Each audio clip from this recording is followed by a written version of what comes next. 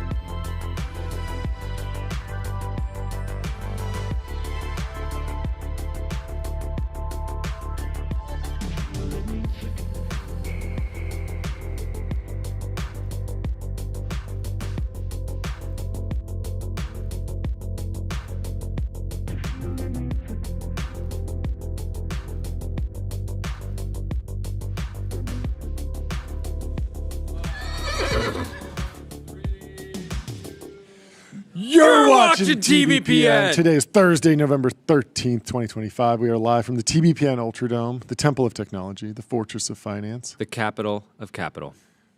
Ramp. Time is money. Save both. Easy to use corporate cards, bill payment, accounting, a whole lot more, all in one place. There is a bunch of breaking news. The big news out of OpenAI, of course. The OpenAI show continues. Sarah Fryer had some comments about ChatGPT's growth potentially slowing, and it's unclear. It's not in decline. It's maybe deceleration. We'll have to dig into that. It had me thinking about debt, and I was thinking about just the fact that the debt has come to tech for the first time, really. And this was sort of my take, and I'm a little bit, this is an area that I know the least about. And so I was doing some research, learning about a different industry, since it's just so abstract to me, because I've never worked in private credit or really seen that industry or even just really studied it. You appreciate leverage. You've never been a big... I appreciate it. Yeah, and mostly I was just wondering, we keep going back and forth on the debt is coming to tech narrative as like it's very scary. Like when debt comes, only bad things happen. We lived through the global financial crisis, and there's a lot of jitters when debt is around. It's like, oh, you could get wiped out. You could blow up. The backstop comes in.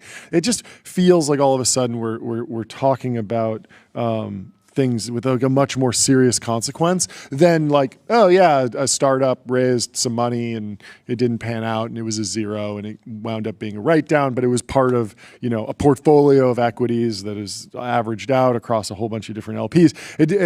There's no even when like Theranos blew up, it was only equity holders that were lost. It wasn't this entire industry. And so it didn't turn into this like systemic issue, right? Yeah. But now it feels like with the 1.4 trillion of backlog that OpenAI has kind of opened up across a whole bunch of different deals, there is this worry that maybe the level of indebtedness could be risky, the level of risk in the system, the level of investment in the system could be something that's bigger than just, oh, if you're in this one name, you're taking a big risk. Now it's maybe like, hey, we're all taking a risk, and if we're talking about backstops at least. Yep. And so I was trying to understand, there's this old phrase from 2006, coined by Clive Humby, classic coinage. I love a coinage. He said, data is the new oil. And back then in 2006, his point was he was working at as a data scientist at Tesco, which is this British grocery store. I don't know if you know this story, but he was working at this British grocery store chain, and his point was, we have all this data on a customer is in the rewards program. We see that they buy a Thanksgiving turkey before Thanksgiving. We see that they buy this type of paper towels or this type of milk or whatever. We have all this data, but we don't really do anything with it. The data is not valuable. We need to refine it, much like oil, into gasoline. And once we refine it into gasoline, then we can do things like targeted advertising, and we can increase our customer value. And so it was basically just a generic call to action for taking data science seriously. For don't just have the data there. Understand that the data is valuable if you extract it, if you work on it. But the metaphor, people have been saying data is the new oil for, I guess, 2 decades now. And it never really sat that well with me because, unlike oil, data is not perfectly fungible. Yeah. So one tranche of data is not equivalent to another. Like Reddit is clearly very valuable since it kind of provided the backbone for GPT-3.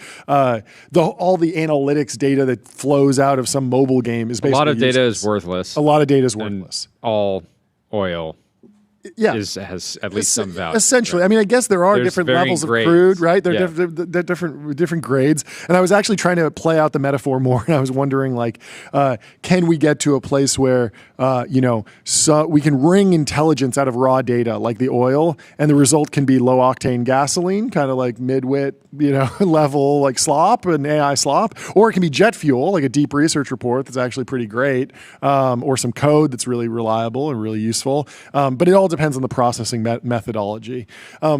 But the more interesting data is the new oil take that I don't think was considered in 2006 is that maybe the tech industry is going to look like the oil and gas industry soon. Like I was looking up how much debt is in the oil and gas industry.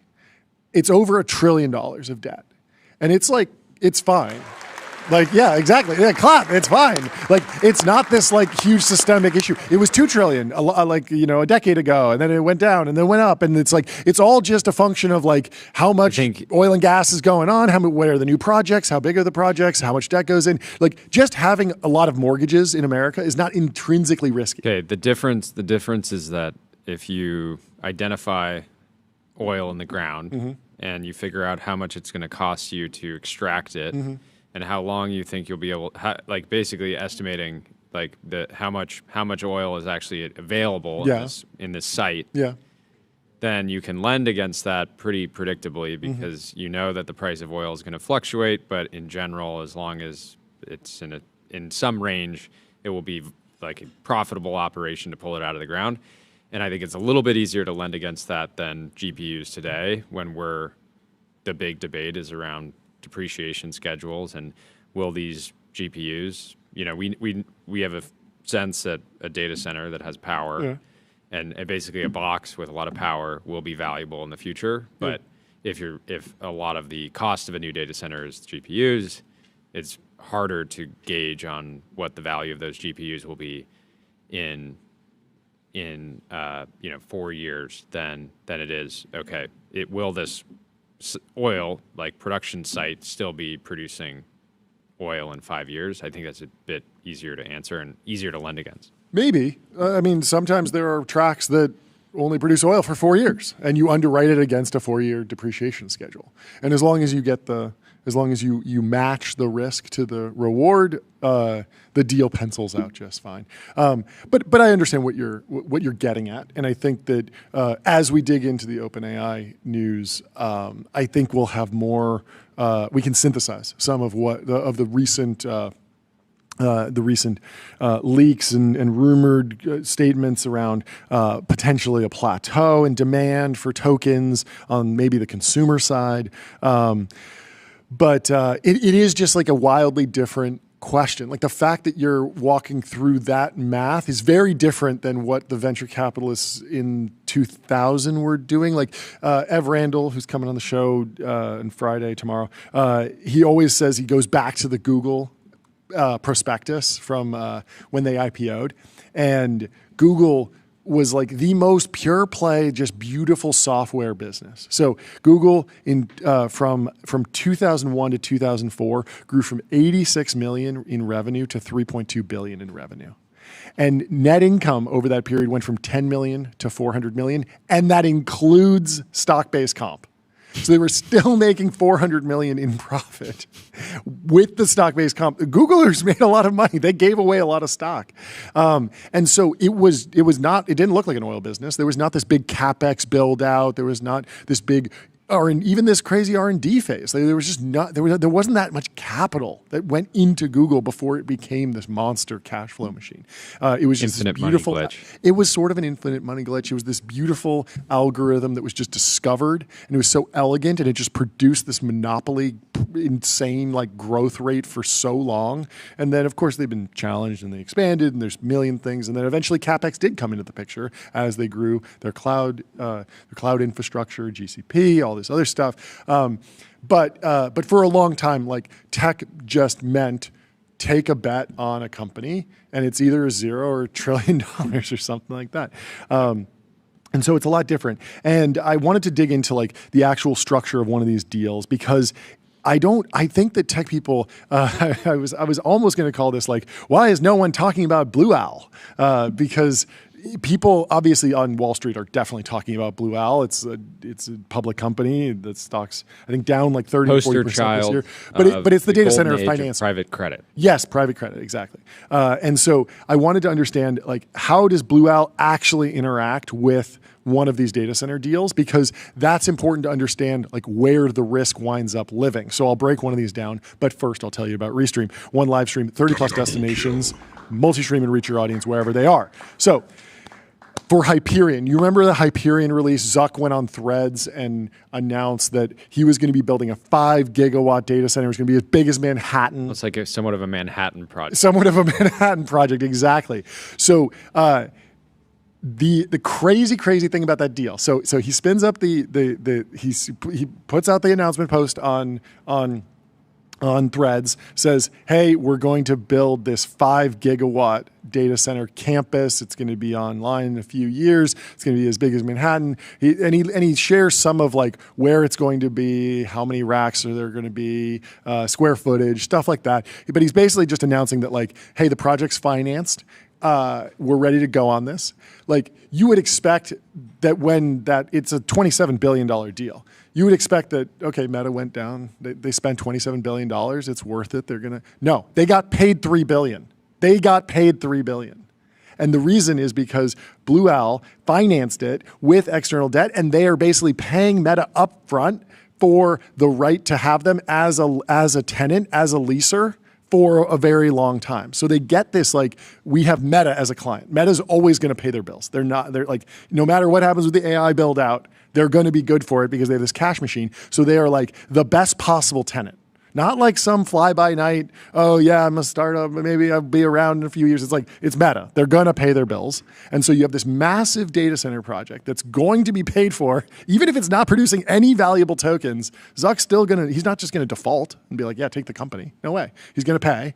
And so in exchange for that, they got $3 billion up front. And so there's just each one of these deals. I think the more you dig into them, I want to have more of these people on. Mohammed El Arian at PIMCO, or was formerly at PIMCO. I know he can explain this a little bit more. I want to have more people on the show to help us get up to speed on this, because this feels deeply important to the current AI build out boom, the tech story. It feels like an entirely new piece of the puzzle to understand where this technology is going, and I don't feel equipped to understand it at all. Barron's did have a great article about Blue Owl, and a very funny interaction between Blue Owl and Jamie Dimon, and they're going at it, and I think it's interesting to read through. So let's read through a little bit of this to give you a little bit more flavor on what's going on at Blue Owl, because if you're just in tech, if you're just in venture, you might not know that much about them. But first, let me tell you about Privy. Wallet infrastructure for every bank. Privy makes it easy to build on crypto rails, securely spin up white label wallets, sign transactions, and integrate on-chain infrastructure all through one simple API. So in Barron's, I had this article's from October 24th. I had it on the table. We never got to it. We're getting to it now. It's the title of the article is Private Asset Star Blue Owl Has Been Flying High. Is it too close to the sun? This feels like a headline Jordy would write. I'm very skeptical about what's going on in the AI build out, in the AI boom. But let's dig in and see. I like the phrase ridiculous. private asset star. Yeah. I'm going to start calling our friends private asset stars. For sure. So the article says, suddenly Blue Owl Capital is everywhere this past Tuesday. The upstart alternative investment firm with an aptitude for private credit announced a financing deal for Meta Platforms' $27 billion AI data center in Louisiana. That is Hyperion that I was mentioning earlier. Before the week before at the PAC CAIS Alternative Asset Summit in Los Angeles, Blue Owl's co-CEO Mark Lipschitz called JP Morgan Chase's CEO Jamie Dimon cockroach warning about risk in private credit, an odd kind of fear-mongering. So what happened there was we talked about that blow up in the private credit world, and I have a little bit of background on this. So where did he say this? So I need to actually pull up what happened with the cockroach statement because it's very funny. Is that about First Brands? It's First Brands. Let me see. First Brands. First Brands. Okay, so basically, private credit has been growing a ton. We've talked about this a few times. Ares is massive now. Blue Owl is really big, and the whole. And there's basically been this little bit of a fight emerging between where the debt is coming from. Do you do private credit or do you go with the traditional bank route? And so Jamie Dimon, at least I'm pretty sure he's going head to head against Blue Owl in a bunch of these deals. And so there's this question of like, are they chirping at each other intentionally? And so Jamie Dimon was cautioning investors about potential risks in the credit market by invoking a proverb. When you see one cockroach, there are probably more. And so he was referring to recent loan defaults, such as the bankruptcy of auto parts maker First Brands and subprime lender Tricolor Holdings, as warning signs of broader credit issues. So Dimon noted that JP Morgan took losses on some bad loans and implied that trouble in one corner of the credit market could mean undiscovered problems elsewhere, implicitly casting doubt on the booming private credit sector. And so Mark Lipschitz fires back and says, I guess he's saying that there might be a lot more cockroaches at JP Morgan. And so he's actually saying maybe you should go check out their books and see if they have other bad stuff, because so First Brands collapsed was an isolated case of alleged fraud actually in the syndicated loan market, and it was not in the direct lending arena where Blue Owl operates. So Blue Owl had no exposure to First Brands, and yet Mark Lipschitz was still firing back at JP Morgan for kind of casting doubt on the direct lending arena where Blue Owl plays. So there's these cockroaches, there's these cockroach statements, and they kind of go back and forth on this. But the history of Blue Owl is also interesting. It's this like merger between a few different companies here, and it's part of this broader boom in alternative. And Blue Owl was the primary lender for CoreWeave, and they've also done Stargate. They've done a ton of stuff. Yeah. But interestingly, their data center business is, I think, like less than a third of their overall business. They have a lot of other stuff going on here. So George Walker, who's the CEO of the old line money management firm Neuberger Berman. He's a cousin of President Bush. He says it's extraordinary what they've done. It was just a startup, and now their $26.6 billion market cap compares to a number of large century-old financial institutions. There were some Blue Owl's backstory entails some rich behind-the-scenes machinations, but more significantly, it reflects the stunning trajectory of private markets, which have tripled to $26 trillion in assets over the past decade. The company's also yes. So, I mean, I do think it's important to keep like the scales in mind here. Like the 1.4 trillion seems so big in the venture context, and we think about Sam Altman as a venture-backed founder, but he's now playing in a market that Playing a hyperscaler game. He's playing a hyperscaler game. And so when I think about, it's like, and so 1.4 trillion. That's the same size as the oil and gas debt market. Meta's deal, Meta's Manhattan, Manhattan project scale data center, the 5 gigawatt data center that you talked about, them doing this deal with Blue Owl on. Meta's also just did a $30 billion bond offering, which has $4 billion of 4.2% senior notes due in 2030, and then all the way up to $4.5 billion of 5.7 senior notes due in 2065. And there was an order book of around $125 billion for the $30 billion issuance. So there's a massive amount of huge demand. Yeah. So this is not, at least that we know of, what OpenAI has not been raising this style of debt for the business. Yes. And it's unclear if there would be like a ton of demand for OpenAI's like on balance sheet debt. Totally. Given that it's unclear if they're going to be able to spend, what they've already spent. Yeah, but underwriting a data center with OpenAI as a client is very different than underwriting OpenAI directly. Yeah. So there's some really funny quotes in this article. Blue Owl is the pretty girl at the dance right now, says Wall Street trader David Williams. We're talking many billions in private credit. Yes, private credit. Though Blue Owl has 3 lines of business. Private credit, specifically direct lending in private equity deals, is the firm's calling card and growth engine, and the straw that's stirring Wall Street's punch bowl lately. They also have this like GP business. If you want to buy a GP stake in alternative asset manager, you can do that through Blue Owl. But what everyone's interested in is this private credit specifically for AI assets, at least from our perspective.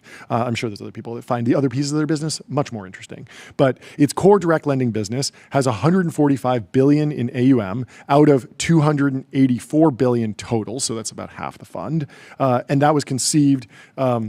The firm started in 2016 as Owl Rock at the Putnam Restaurant in Greenwich, Connecticut, of course, comfort food at its best, by principals Doug Ostrover, formerly the O of GSO Capital Partners, now Blackstone Credit, Craig Packer, a former Goldman Sachs partner, and Lipschitz, a former KKR partner. The name came from the wisdom of an owl and the stability of a rock, says Lipschitz, and the website was available. That always helps. So instead of relying on in venture, we all think of the GPLP private markets fund structure, right, Jordy? Owl Rock changed this. They don't do the typical GP-LP split. They use what's called business development companies, BDCs. So those companies issue stock and lend money to businesses, usually those with junk credit ratings. So something like a one-off data center that really only has like one client, and it's not like Apple. It's not Microsoft. It's not an actually like, been in business for 30 years. It's not the government. And so it's going to have a junk rating. It's going to be a higher interest debt instrument. And this has actually been a trend. Other major alt firms are also turning to BDCs, which sport higher yields. And so BDCs send some 90% of the interest collected on those loans to shareholders through dividends. So they've basically created the same structure as a real estate investment trust or something close to it. And so this has allowed them to scale. So 2 of Blue Owl's BDCs are publicly traded. Others are private. They have Blue Owl Capital Corp, which yields 11.4%, and Blue Owl Technology Finance, which yields 9.9%. Both are down about 14% this year, the former from January 1st. And so Goldman Sachs recently called the fears overblown about the risk of falling rates and weakening credit, and they cited Blue Owl as undervalued, noting that it has a stock price to fee-related earnings multiple of 21.7, which is 5% below its 2-year low. So the stock has been beaten up, but it still has like a buy rating from Wall Street firms.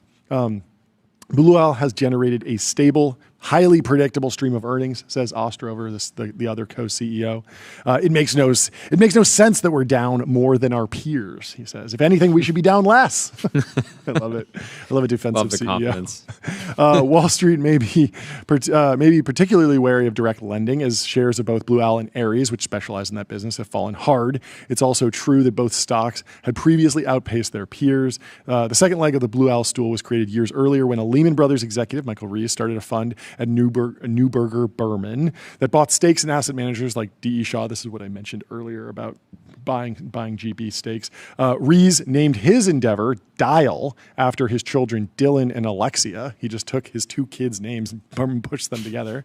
Raised its own capital from Koch Industries and invested in the likes of Silver Lake and Vista Equity Partners. So he was a vehicle to allow you to buy GP stakes in Silver Lake and Vista Equity, which are not publicly traded, I believe. In 2020, Blue Owl merged with Owl Rock. And so the resulting company was named Blue Owl. A bank working on the deal had called it Project Blue. So Blue was added to, and Rock was dropped because it was Owl Rock before. The hatching of Blue Owl was problematic to some companies in which Dial had invested, particularly Sixth Street Partners and Galoob Capital, both of which sued, claiming the new company created a competitor with sensitive information about their operations because, of course, they own GP stakes in the companies. In 2021, Blue Owl bought Oak Street Real Estate Capital, a Chicago-based firm specialized in sale-leasebacks and triple net lease deals as its third business.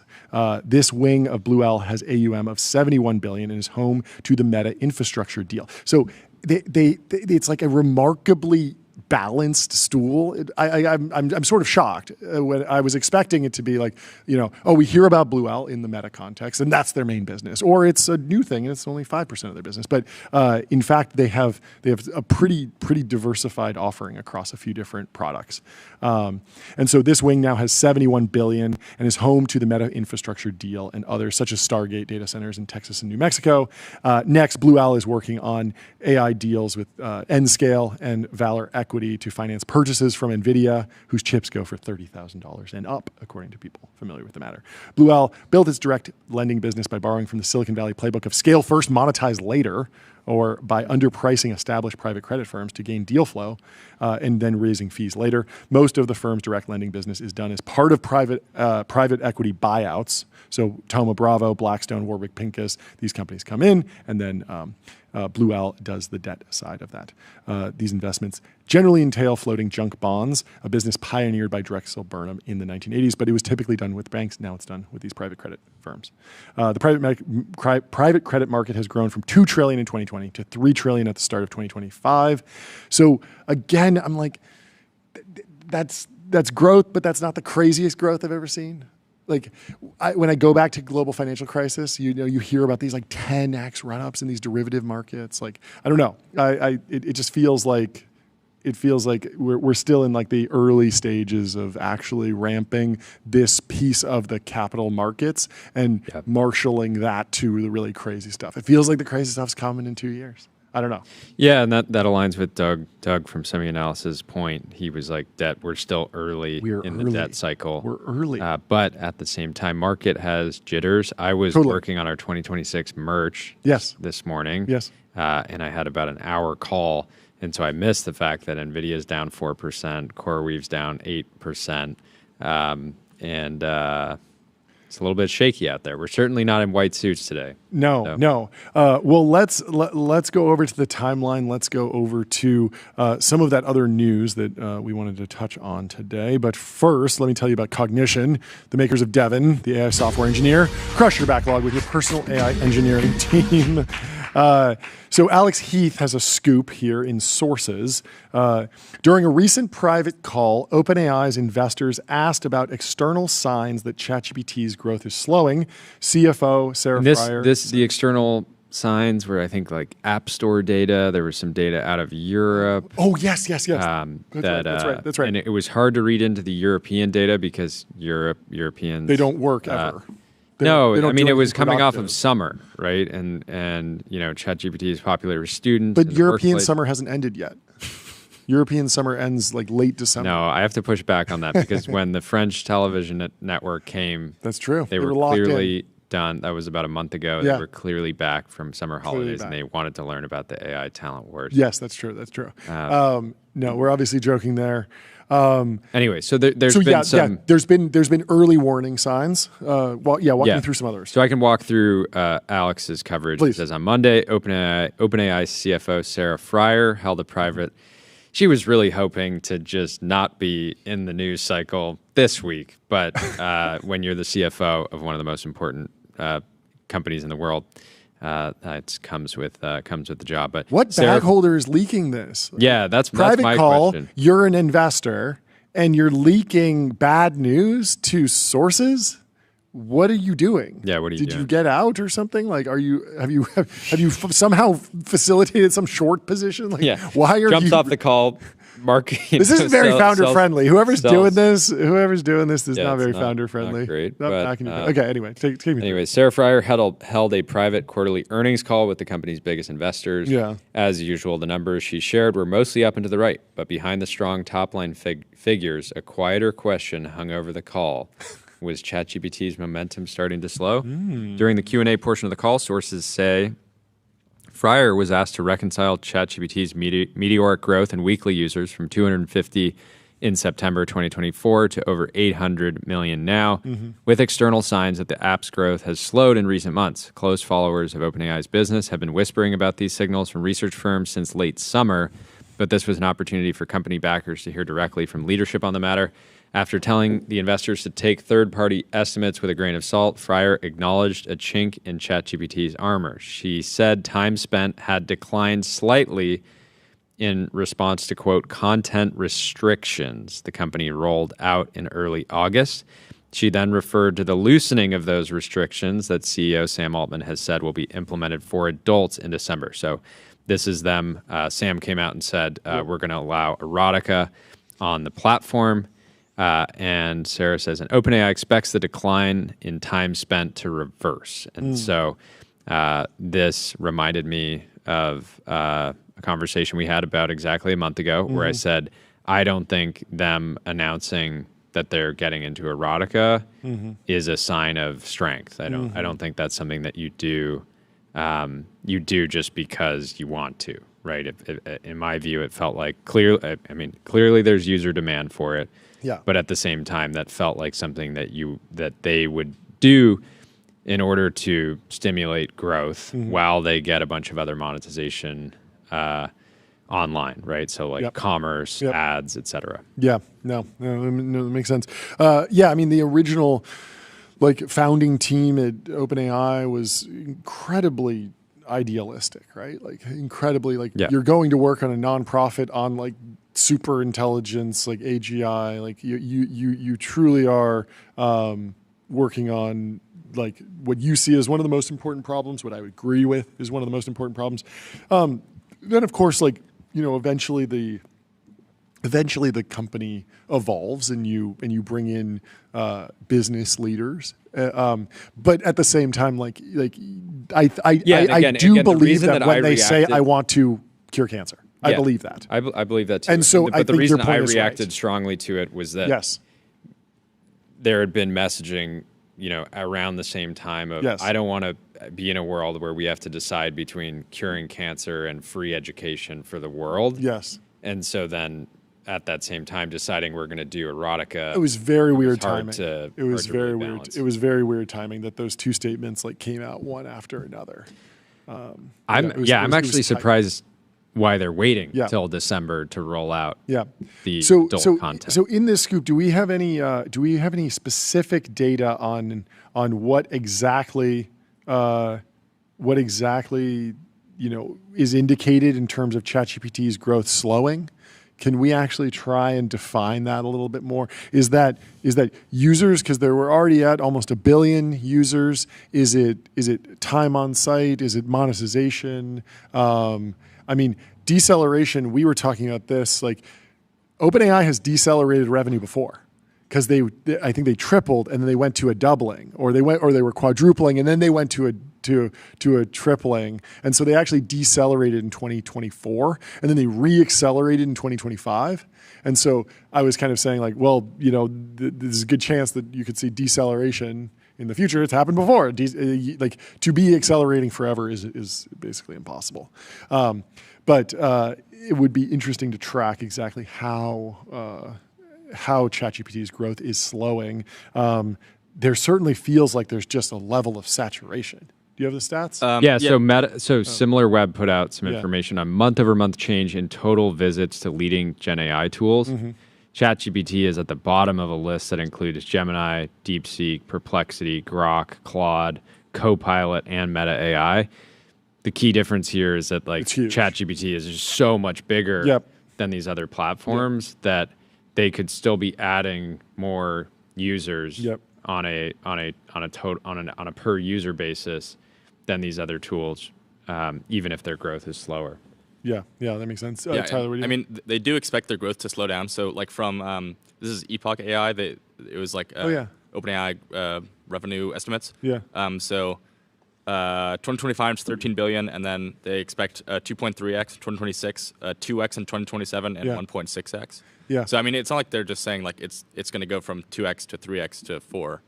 Yeah, exactly. So I wonder how much of this is just framing something that was sort of already priced in as like a bad thing. Like I feel like people were expecting deceleration.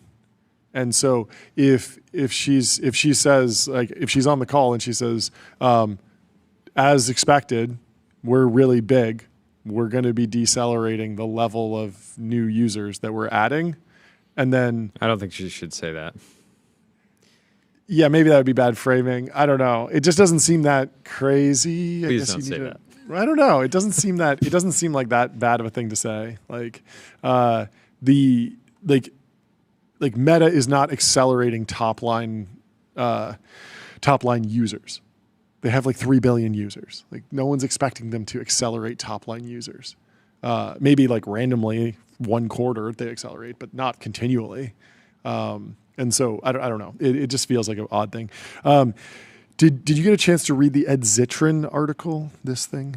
I did, but I didn't. I felt it. Ed is such a massive OpenAI hater that I think it was hard to. And the sources were pretty unclear. Mm-hmm. It was hard to read too much into it. Okay. Well, let me tell you about Figma.com. Think bigger, build faster. Figma helps design and development teams build great products together. You can get started for free. Should we head over to some timeline? What else people are saying? Cairo Smith says it's going to be very funny when LLMs plateau around 120 IQ, and what we've created is just a digital guy, not a god. I mean, this doesn't make any sense. If we have like infinite digital guys, that's like literally a guy is just like a worker. Yeah. If we have infinite workers, that's like insanely bullish.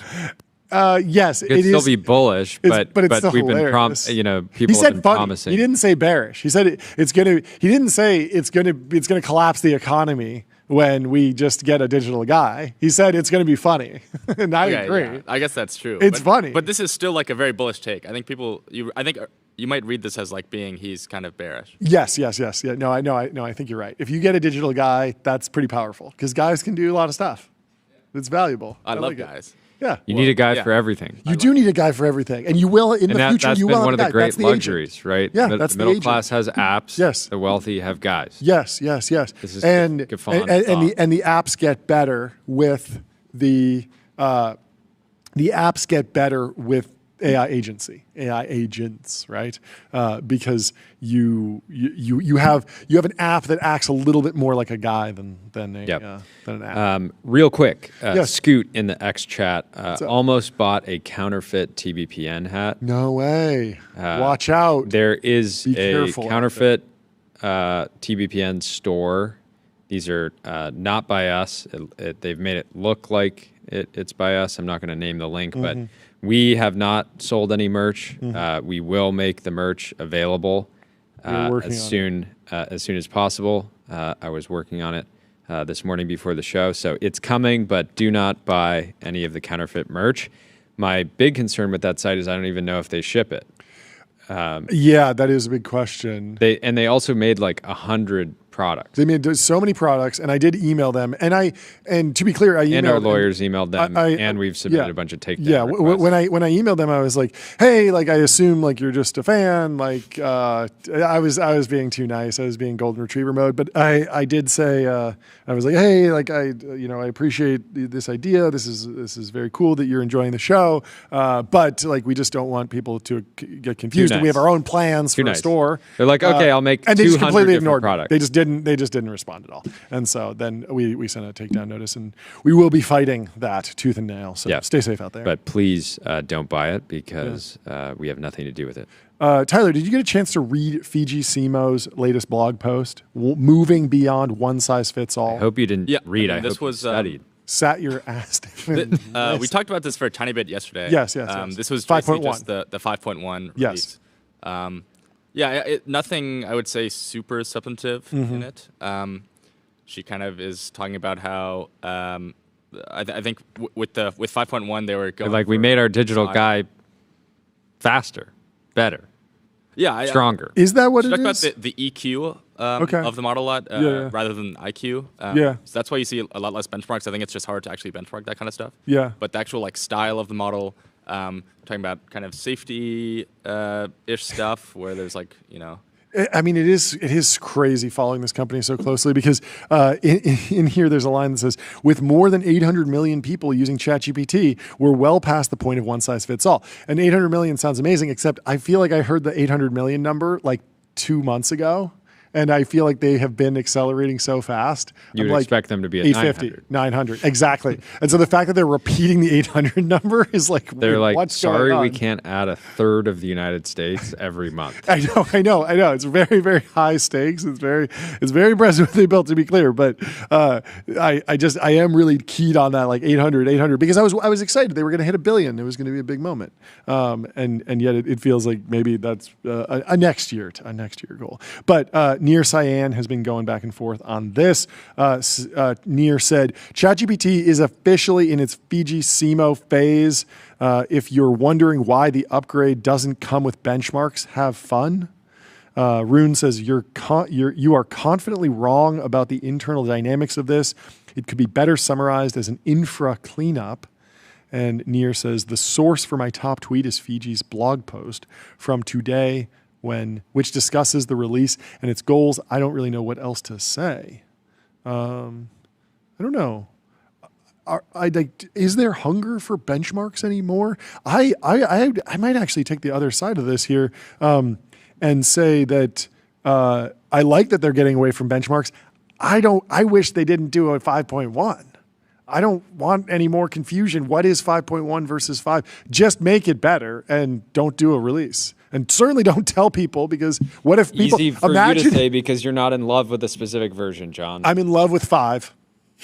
I'm in love with 5, Rune. Bring back 5. I don't like 5.1. I need 5 specifically. Not 4.0, not 5.1. I need 5. 5, please. I will say when Just put the 5 in the bag, Rune. Yeah, come on. Bring back 5. Bring back 5. We need to cyberbully Rune until we bring back 5. Even the most minor tweak to the model is unacceptable.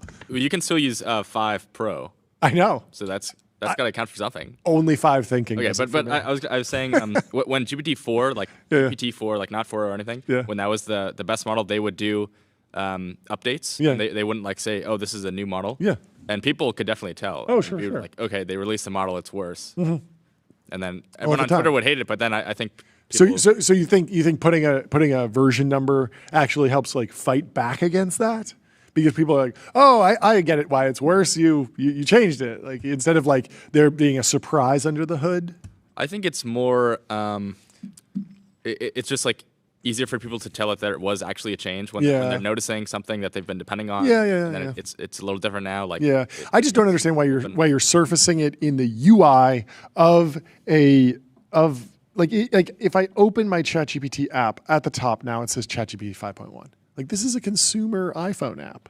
It is today's Pulse is here talking about Blue Owl Stargate investment and ChatGPT 5.1, and I just have to wonder if like the 5.1 is like unnecessary. Like if I open up Instagram, it does not tell me what version of the Reels algorithm I'm on. They're going to change it every day. Like just change the algorithm all the time. Just make it better. And if you make it bad, I'm going to churn. So don't do that. Make it better every day, forever. And just keep shipping. Ship every single day. Like I'm sure that internally there are version numbers of Google search, right? Because they push to like a main GitHub branch or something, or whatever they use for their mono repo. But like there is version tracking for like the Reels algorithm. They just don't surface that to the user. So I don't know why they're surfacing 5.1 to users after there was like so much pushback over 4.0, 5.5, all this other stuff. It seems like, I don't know, it seems like a mess. You know what doesn't seem like a mess? Vanta. Automate compliance, manage risk, and accelerate trust with AI. Vanta helps you get compliant fast, and we don't stop there. Our AI on automation powers everything from evidence collection and continuous monitoring to security reviews and vendor risk. There was one more note from Please. Alex Heath's article on OpenAI that actually I think is worth sharing. He says, after Meta's last earnings call, sources say, and this is confusing because the name of sources is... I don't want to hear what Alex Heath has to say specifically. Give me some like people who are close to the matter. I don't want to know what sources says. I want to know what sources what people say, close to the matter. Sources say that sources say. Okay. Sources says that sources say CEO Mark Zuckerberg joined an internal employee Q&A and shared a warning about the AI bubble. First, he shared a breakdown of how different players from startups to big tech names like Meta should think about timing their bets. He described three camps in the industry: optimists who see superintelligence emerging within 2 to 3 years, moderates who expect breakthroughs by the end of the decade, and pessimists who think it'll take well into the 2030s. Each outlook, he said, dictates how aggressively a company invests. Then he expounded on a version of the answer he gave me recently in our last interview.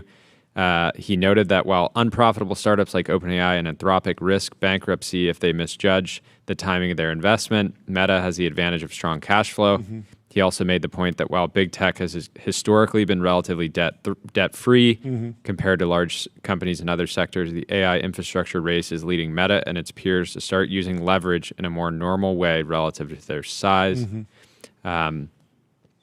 Like he told me in September, Zuckerberg acknowledged to employees that Meta's market cap could suffer if his timing is wrong and the bubble bursts, but the message was clear: we'll have the balance sheet to survive and emerge stronger than most on the other side.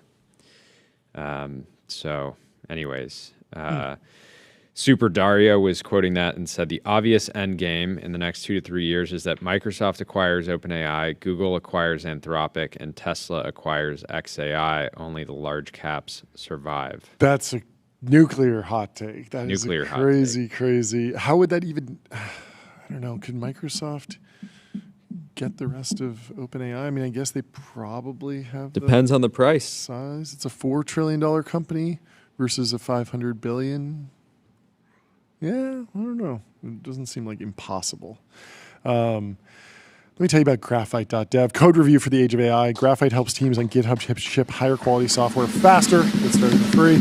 I want to run through some more of these posts. Yuchin Jin says, in contrast, OpenAI employees stayed for 2+ years, sold $6.6 billion of equity last month. Many hit the $20 million cap. Morale and vibes are high, but so is the turnover rate. New OpenAI hires are often shocked by how many Slack accounts get deactivated each day. This is a screenshot of an interaction between Jack Morris and Liang Chen Luo at XAI. Jack says, there are dozens or perhaps a couple hundred OpenAI, XAI, Google DeepMind researchers founding companies in the current climate. And this was talking about... says, the simple answer, the liquidity of Anthropic options is the worst among those frontier labs. Yeah, this is talking about how a lot of people have been leaving various labs. Less people have been leaving Anthropic. And so Liang Chen is saying the simple answer. Yeah, and so Andre Karpath, he says, bullseye, it's interesting how large of a fraction of people don't see the dominant first-order term that drives behavior of people in companies. You can construct a powerful world model just by understanding understanding the system, and two, assuming this there is only this single term, like liquidity, how much cash you have. What would be interesting is if you could...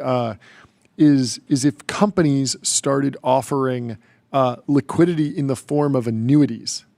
So imagine you have an employee who's like a rock star. They're going to sell $20 million of stock, and they're going to basically be post-economic. If you could instead say we're going to be paying you out, like you're selling now, but you get $1 million a year or something. There needs to be some way to like sort of cap. Is there some way to cap the actual amount? I guess 20 million was the cap, but yeah. I don't know. There's some way to deal with this, like, you know, if you don't get employee liquidity, like they'll leave for something else. They'll just go somewhere else that pays them a higher salary. If you give them too much liquidity, they'll leave and start new companies. Very, very tricky to manage the team. But that is the nature of these companies. Chad Byers, that is his real name. He is a Chad in the literal sense and figurative sense. He says, one of my strongest beliefs is that it's going to take 20 plus years to get AI penetrated into the real economy. I filled out a piece of paper at the doctor's office last week. I filled out a piece of paper at the doctor's office last week too. It was crazy, and I was wondering, like, when will we see a fast takeoff in DocuSign? I finally realized why DocuSign has so many employees. Because you need to go to every doctor's office in person, apparently, for decades to get them to use online form filling technology. Like general SaaS really has not permeated as much of the economy as people think. A lot of people still on spreadsheets for all sorts of stuff. A lot of people still on paper and pencil. There is we joke about being pro-ramp, anti-paper receipts, of course. There's a company that makes paper receipts that's worth $20 billion. $20 billion. There are fax machine companies. The fax machine industry is still over $1 billion. Still $1 billion industry. Crazy. I would think it was actually more. Yeah, maybe that's too small. It's sort of hard to like calculate because a lot of these things have been like rolled up into other companies. Yeah. And big facts wants you. Like I think they want Canon you to think it's is small. one of them, and so like I don't even know if Canon breaks out their fax business anymore because they sell so many cameras and other equipment. But it's fun. It's interesting. Near says IMO. In my opinion, the entire AI field switched from explore to exploit 2 years early. Everyone convinced themselves, no, this isn't the case.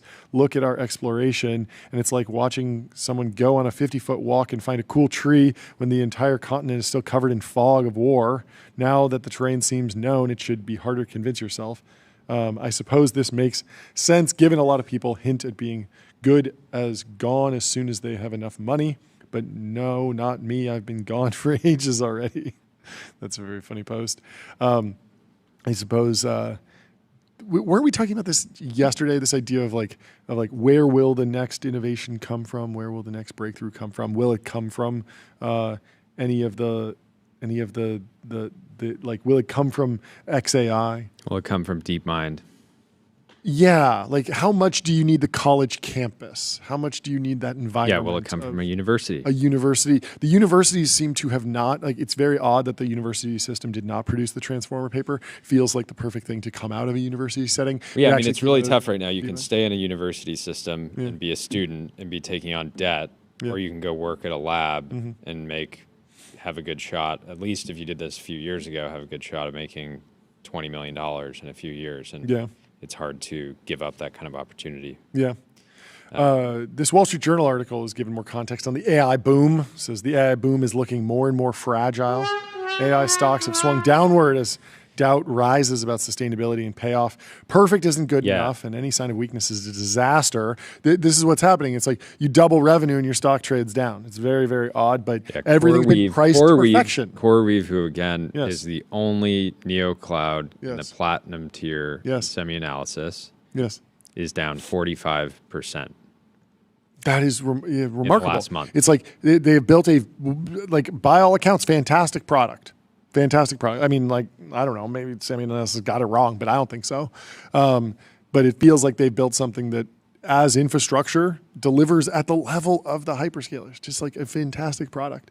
And yet the market like sort of ran away with that narrative and now is pulling back a little bit. So recent history suggests that the gloom won't last, but the shakeup serves as a strong reminder that the early years of AI pose a challenge for investors accustomed to measuring returns on a 12-month time horizon. Generative AI services require massive data centers and state-of-the-art chips and server racks that don't come together quickly. The companies at the heart of AI are now talking about years, plural, of all major investments still ahead. So everything has kind of sold off a little bit. Oracle is down the most from its 3-month high. NVIDIA is down a little bit. Google is neck and neck. They're doing great. And oddly, Apple didn't even make the chart because they're so not indexed to AI right now. The latest episode of Fragility started last week when shares of some of the sector's leading lights lost ground after a broad-based recovery on a Monday on news of a possible end to the government shutdown. AI stocks fell again Tuesday. NVIDIA's down 4% today, lost 7% last week, slipped another 3% on Tuesday, while leaving it well shy of its $5 trillion market cap. Looking at the trailing 12 months, Apple is up 21%, and Microsoft, which owns a third of OpenAI, is a huge AI beneficiary, has invested a ton in it, is only up 18%. Wow. So Apple, which has been going through this is the secret. Just don't invest in AI. Do nothing. Just don't do it. Just skip it entirely. No. just do nothing. Tim Cook's like, wait, why would I spend $100 billion on capex? I can sign up. Clear, he's like, I can sign up for ChatGPT for like $20. So hard. She's like, yeah, we have Safari. We have this web browser, and you can go to use AI from there. Just do that on your phone. I don't care. That would have been the correct thing instead of the getting over their skis a little bit on the branding side. Fortunately, not on the financial side. So they've done very well. There is, of course, real reasons to worry about the sustainability of the boom. Chief among them is that there is far more AI computing infrastructure spending than there is AI revenue. A gulf widening by the day. OpenAI says it's planning to spend $1.4 trillion in the next 8 years, but is only pulling in around $20 billion of annual revenue today. And it lacks a clear business model to reach the hundreds of billions it needs within the next few years to keep the spending growth going. OpenAI is projecting losses will swell to $74 billion in 2028. So skittish has the mood become that CEO Sam Altman felt the need last week to defend the company on X, saying the spending was understandably causing concern. Wow. He says he understands your concerns, Jordy. He pointed to his plans to boost revenue with new consumer devices, robotics efforts, and AI cloud computing service, none of which currently exists. And this is why when we were the Monday after that interview, when we were talking about it, saying that wasn't a strong answer because all of those things seem like businesses that will lose a lot of money, even if they're successful, until they can reach some huge scale. Look at Meta's efforts in hardware. Look at early days of any hyperscaler. Look at any robotics company, right? These are not cash engines. They're cash incineration engines that could one day if they want to get more like cash generation, stop incinerating so much cash, OpenAI should I know they're doing a lot, but they should expand into like just rolling up HVAC businesses. Just buy a bunch of HVAC adding businesses. Agents into the workflows. Agents. We don't even need to do that. Just buy a good, durable business and roll it up.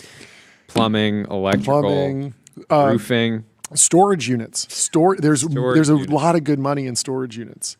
If they could get into some storage units. Just buying a storage facility and then just like cloud storage, flipping 5% off. Storage units that look like clouds. Cloud storage. Lawn mowing businesses. They could get into a bunch of lawn gardening businesses. There's a whole bunch of opportunity. Landscaping. There. Yeah, I mean, just buying multifamily homes. Just buying some multifamily homes. Single-family homes, getting the rent payments. They put the money in, they buy the house, and then they get the rent payment, and that's how they make the money. And I think that could be, it's a proven business model. Like, we know it works.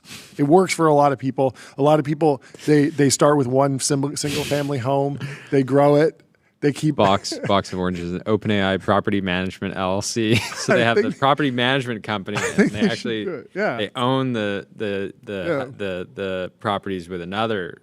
and so they can actually play both sides, play both games. They could get into drop shipping. Think about it. They could set up a TBPN merch store. They could set up merch stores. Counterfeit merch store. For sure. That's what they keep talking about agentic commerce in the ChatGPT app. Imagine like you go there and you're just like, I need some t-shirts, and it just instantly sends you some t-shirts. They're getting into drop shipping. They could also launch a course. How to build an AI startup. $2,000. Buckle up, buddy. Get ready to pay $2,000. Sam Altman's already been driving around in hypercars, you know? Like He has the garage. He has the garage for it. To be a course pro. To be a course pro. That'd be great. Actually, he has a much better collection. He really does. I would pay for his course, honestly. I would 100% pay You for see the a Sam guy Altman course. in a McLaren, in a P1, and he's telling you, I will teach you to be rich. I will teach you to build an AI I mean, startup. I'm how buying to that do course deals, immediately. how to do deals from Sam Altman. I would 100% pay $2,000 for that course. I'm not kidding at all. Like 100%, it's worth it. That would be better than any college course ever. Be incredible. Well, I'm glad we're having a good time. Let me tell you about Julius, the AI data analyst. Connect your data, ask questions in plain English, and get insights in seconds. No coding required. Julius has an at-home campaign right now on SF. It's really good. It says, ever since I was young, I wanted to transform data into actionable business insights. It's the best. It's the best. Fantastic. Great work. Meridew says, if you're down today, you're a certified beta bubble boy. You literally bid up SanDisk. WTF. Alternatively, you can call yourself a bad beta. BITCH. People are having a lot of fun. Dario. Good. SanDisk is only down 15% today. So SanDisk. Buy the hard drives. Yeah. The White House last night tweeted, "We are so back" in all caps. What was that? What did that mean? What did they mean by that? In what way were we back? I have no idea. But I have news I need to share with you that I can't share on the stream. Let me tell you about Fall, a generative media platform for developers. The world's best generative image, video, and audio models all in one place. Develop and fine-tune models with serverless GPUs and on-demand Anna clusters. in the chat says the OpenAI McLaren Museum. They open up a museum. The McLaren Museum. Just tickets, just like adding to our revenue. Like we're going to charge $25. You can bring your kids. Like I would visit. Yeah. I would buy the course. I would go to the museum. Yes. Well, our first guest of the show is in the Restream waiting room. Let's bring him into the TVP and Ultradome. How you doing, Spencer? Good to see you. What's up, guys? Great What's up? I hope you haven't been watching the last 5 minutes because we've been all over too the much place. fun. I want you to know that I have been watching. And guys, we are so back from the White House. That's got to be a reference to the government shutdown. Oh, right? yeah. Okay. I thought it was. I forgot about so the government. lost in the markets. I forgot about the government. I don't think about the shutdown. Right. Okay. Well, that's fantastic. For those who don't know you, introduce yourself a little bit. Give us a little backstory. Yeah, everybody. I'm a general partner at Coatue, help lead our growth fund, focus on late-stage transcendent technology companies. So we work with companies across, of course, software, AI, obviously, and then also some stuff in hard tech, SpaceX, Anduril, companies like this. So we're a 25-year-old hedge fund, launched a privates business 15 years ago. We're about 70 billion of AUM today across Overnight success. There we go. Where's the mallet? We're looking for the mallet. There it is. It's in front of your it's here. computer, John. There we go. This is for Coatue. We are thrilled to have you. I've had many fun conversations this year. First one on the air. The reason for today's appearance is none other than Cursor. Oh yeah. What's can new talk in about Cursor that. world? Right. The GPT wrappers are, Yes. their demise was maybe greatly over-exaggerated on X Yes. over the past few years. Look, we've gotten to know Cursor for a long time. We just think it's a really special company. Michael and his team are incredible. I'm sure maybe you guys saw Bree's piece about the company, the unique culture, how they approach hiring. I've just never seen a company with such a deep bench of really talented young folks. And then look, on the growth speaks for itself, right? I mean, we're seeing folks on Twitter today talking about the company being the fastest ever to $1 billion of revenue, right? It's definitely in that air, which they disclosed today being at $1 billion of revenue. And then if you think about the things that have transpired over the past year with Anthropic coming out with an excellent product in Claude Code, OpenAI responding with Codex over the summer, again, an excellent product.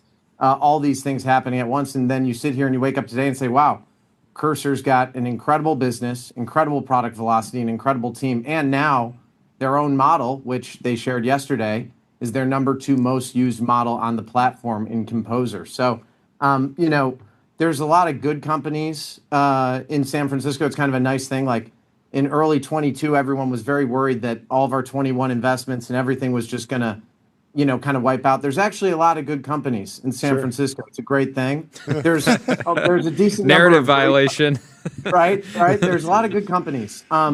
There's a few great companies also, but there are very few of these companies that, the word of the day, or the word I try to always come back to, is transcendent. And you kind of know it when you see it, or you know it when you're around it. And that's what we think Michael and the team are doing at Cursor. Funny story.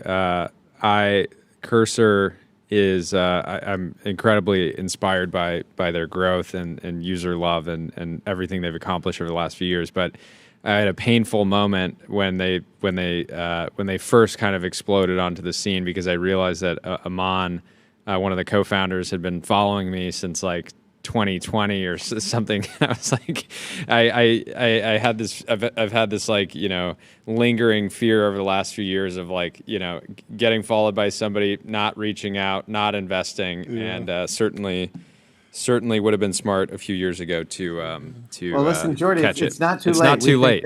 We think there's still a lot of upside, so we'll see. Fingers crossed. One of the frameworks that I've heard kind of bandied about around what's going on, like a lot of people maybe want this to be more of a winner take all market than it is. Yet maybe because of Jevons paradox, or just the nature of like, it's very hard to understand how much code does humanity actually want to write. Like, it's potentially a ton. Yeah. And so you're in this like entirely new market that's a blue ocean, and it's massive, and it's just growing. And so there's opportunity. And I think you're in a unique position where you're in a number of names that do overlap somewhat, and there's a lot of opportunity. I'm wondering if you think that's the right framework, or is there more of a winner take all monopoly thesis with this particular market, or if there's other historical anecdotes that you go to kind of understand how this might play out. Yeah, I'm not sure what the best. I mean, I'll get to the anecdotes. It's hard to find the best analog, and analogs are always difficult, especially for this. We're investors in OpenAI, Anthropic, and Cursor. Yeah. We're also investors in Glean, Harvey, Open Evidence, a number of companies across the kind of AI stack.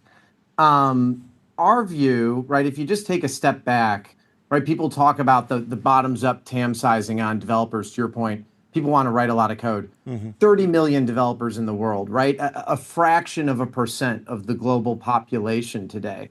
And so what's that number look like in 10 years, 20 years? What should that number be? I mean, that's not really an answerable question, but probably much higher. And then if you take a step back, tops down, you've got 5 trillion of global IT spend. And about a third of that is labor today. So, hey, OpenAI is putting up historic growth numbers, Anthropic's putting up historic growth numbers, right? All of that's well kind of directionally known. We see all these companies growing really, really healthy, and doing it in a way that we think is pretty sustainable. Yeah. Did you have a reaction to Satya Nadella on Dwarkesh X Dylan Patel?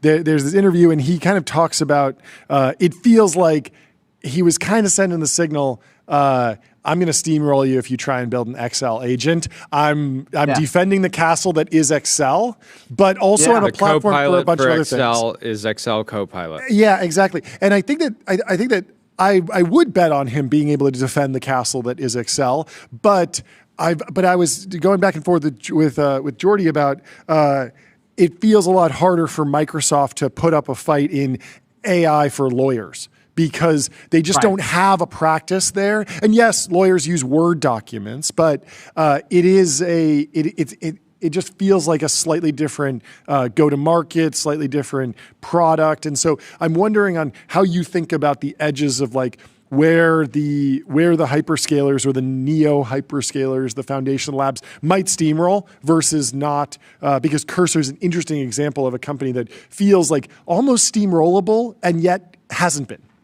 Right, hasn't been, right? Yeah. And again, if you look back at the past, if I told you, hey, Claude Code is going to be this amazing product that's this good and you can use it, you'd think, oh my God, right? Yeah. Like I'm shorting Cursor at the Totally, beginning of the year. Right? totally. That's what a lot of people. So again, I just think it's we get to sit in a unique spot where we see all these things happening Yeah. and go, wow, we're just so early in terms of the pie growing, Yeah. the tide rising with all boats. I think I messed up that somehow, but to get back to your question around the hyperscalers and who wins where, it's hard to say exactly. I think that's kind of the big question right now. If you look back at like the beginning of the year, I think there was an open question around are these API businesses going to work? Is there long-term margin in the API business, right? Is something like Cursor just going to get run over? Is something even like Anthropic in the API layer going to get run over and squeezed? I think now people are kind of going, well, these businesses look really good. They've scaled really nicely, despite all these things, to your point, happening at once. Maybe now the question is, what's the architecture of that market look like with the hyperscalers over the next 10 years? It's hard to know. What I would say is if you take a step back and you look at the cloud AI revenues for the three hyperscalers, I mean, they've been inordinate beneficiaries of this trend, right? Open, Anthropic, Cursor, like Harvey, all these companies are great. The hyperscalers have done really, really well. And the move to cloud and the move from on-prem to cloud that's being pulled forward by all this is really, really compelling for them. So, like, they don't need to worry about winning, in our view, right? Like lawyers and beating Harvey. Like that's almost that's just further down the economic ladder in my mind for them, but we'll see. And then the other point, you asked about Excel. Yeah, Excel's fascinating, right? The ultimate like dominant software product over many decades. We've been looking for kind of the Cursor for Excel for a while. We've tested a few products. We've got an internal team here that builds a bunch of things that we You also guys have use. built your fair share of models over the years, I would hope. Yeah, we do a lot with data science and now increasingly with AI. We haven't quite found something that works yet, but there are a few folks building some interesting companies that we're not invested in them yet. So I'm not going to say what they are, but it's an interesting opportunity. I think that more likely than not, Microsoft still ends up owning a lot of that. I mean, the closed source thing is very important. Like, there is no VS Code in that category. People talk about this with Cursor for biotech. Like, what's the lab notebook? And I was pushing on I was trying to go deep with an investor who kind of came at me with a thesis of Cursor for bio, and I was saying, okay, well, if you're going to invest in the Cursor of bio, what's the VS Code of bio?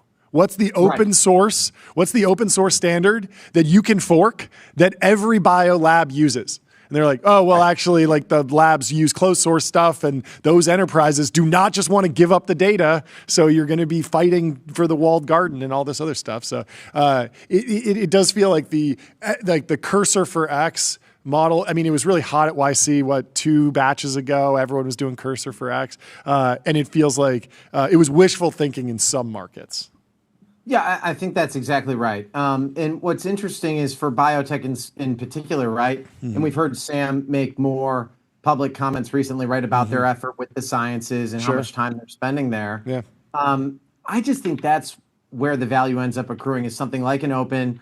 Anthropic probably throws their hat in the ring at some point. There's Isomorphic Labs coming out of Google. Yeah. There's the Chai Discovery business, which is a compelling company. There's a number of folks who are kind of building these pseudo lab companies that work with biotech. I think that's probably what ends up being more interesting because, to your point, there's not like a VS Code for biotech today, and there are just very few markets where there even is a VS Code analog. Right? Part of the magic of Cursor is they identified an incredible market where the models worked really well early, which was coding. Right? This has been the frontier of model capability for a while. You had the ubiquity of VS Code and of the terminal and all these things. And then you just built a really nice product around it and have continued to just push the frontier of what's possible. And now you layer in their own model with Composer. So we're excited about it. But it's hard to find markets with the same anatomy and structure and kind of opportunity, to your point. People are kind of squinting and like kind of forcing ideas a little bit. It feels like Totally. Yeah.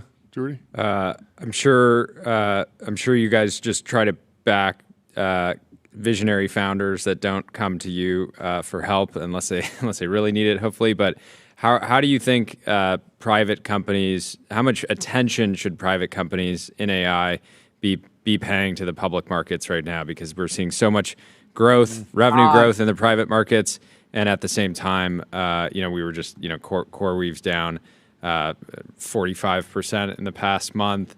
There's a lot of jitters in the market right now, and it's hard not to pay attention to some of these signals, even if a company's own revenue growth is skyrocketing. So I'm curious how you think the best companies are going to kind of manage through the next 12 months. Yeah, I mean, look, the fortunate thing for the best companies is almost all of them have a war chest in terms of capital on the balance sheet today. And I think the capital demands of these businesses is a bit exaggerated relative to what it is, would be maybe my personal view, relative to like what's on X or what's in the media around these AI companies. Yeah. In terms of like paying attention to the public markets, right? I saw like Subu tweeted, I think a few days ago, something around, right? Like the market's been above its 50-day moving average for like over 100 straight days, like something like 130 straight days or something like this. So you know that the market's been good for a while when you see a stat like that. I think founders are aware of that and are pretty aware that it's a good time to raise capital and fortify a war chest, right? Which we've had a really busy Q2 and Q3 and now early Q4. I think that's kind of the way to think about public markets is, hey, when's a good time to raise capital when my cost of equity is lower? Yeah. But outside of that, like, I just think tunnel vision is everything. And again, just to bring it back to Cursor, like this is a very focused company, very heads down company, doesn't make a lot of appearances, right? Like just stays in their lane and focuses. And I think that that's kind of the ultimate value, right? You don't want to be spread too thin. And look, there's a lot of folks like myself running around San Francisco now looking to give founders money and tell them when the value of their equity is pretty good, right? So we help give them that signal. Yeah, there's also this interesting.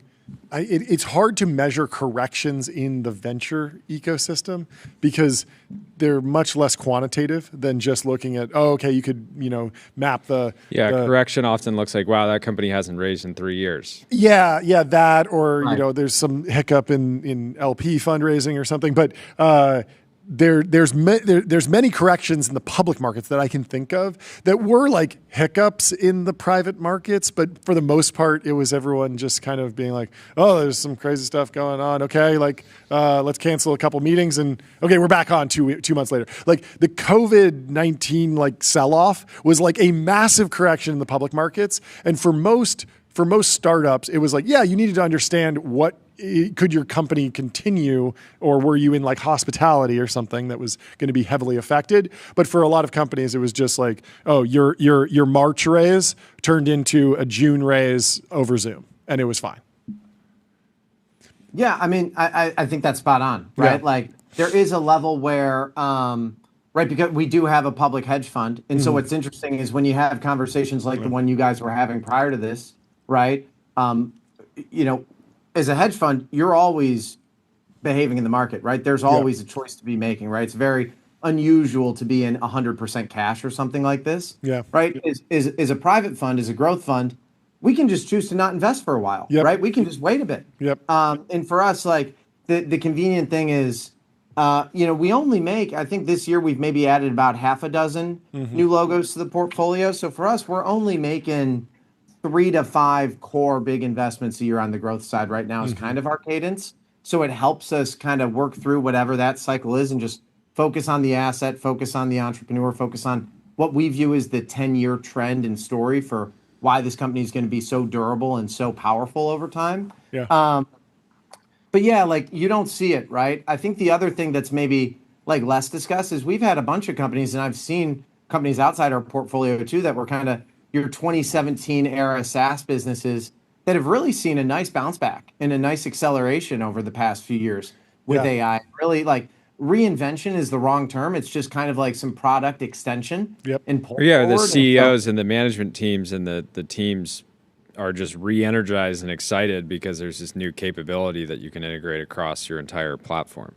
Totally. And if you were some flavor of a source of record, your ability to now use that data and create economic value around it is just inordinately better. So yeah, I mean, look, the market's been up for a while. It's definitely interesting. Yeah. But for us on the private side, it's a little bit easier because we just get to focus on the companies. Yeah. How do you think people are? Do you think people are reading too much into Sarah Fryer's like private phone calls these days? Or, I mean, it feels like OpenAI has like 1 billion users. Deceleration might be sort of like expected, like, people don't they don't expect Meta to accelerate on DAUs. Do you have any thoughts on like what's going on there? I've got a big term because I knew this would come up, and so I thought of this before. This was my one big term here. Okay. Anxiety displacement, guys. We've got anxiety displacement. That's what's going on. Like people talk about anger displacement, right? All these things. Yeah. Look, market's been up for a while. Like that's like a fact. Yep. ChatGPT is less than 3 years old. Sure. Is a product, right? Yeah. It's growing really quickly, right? It's they've disclosed they're almost 10% of the world is using the product weekly. Yeah. Right? Like that's pretty remarkable, right?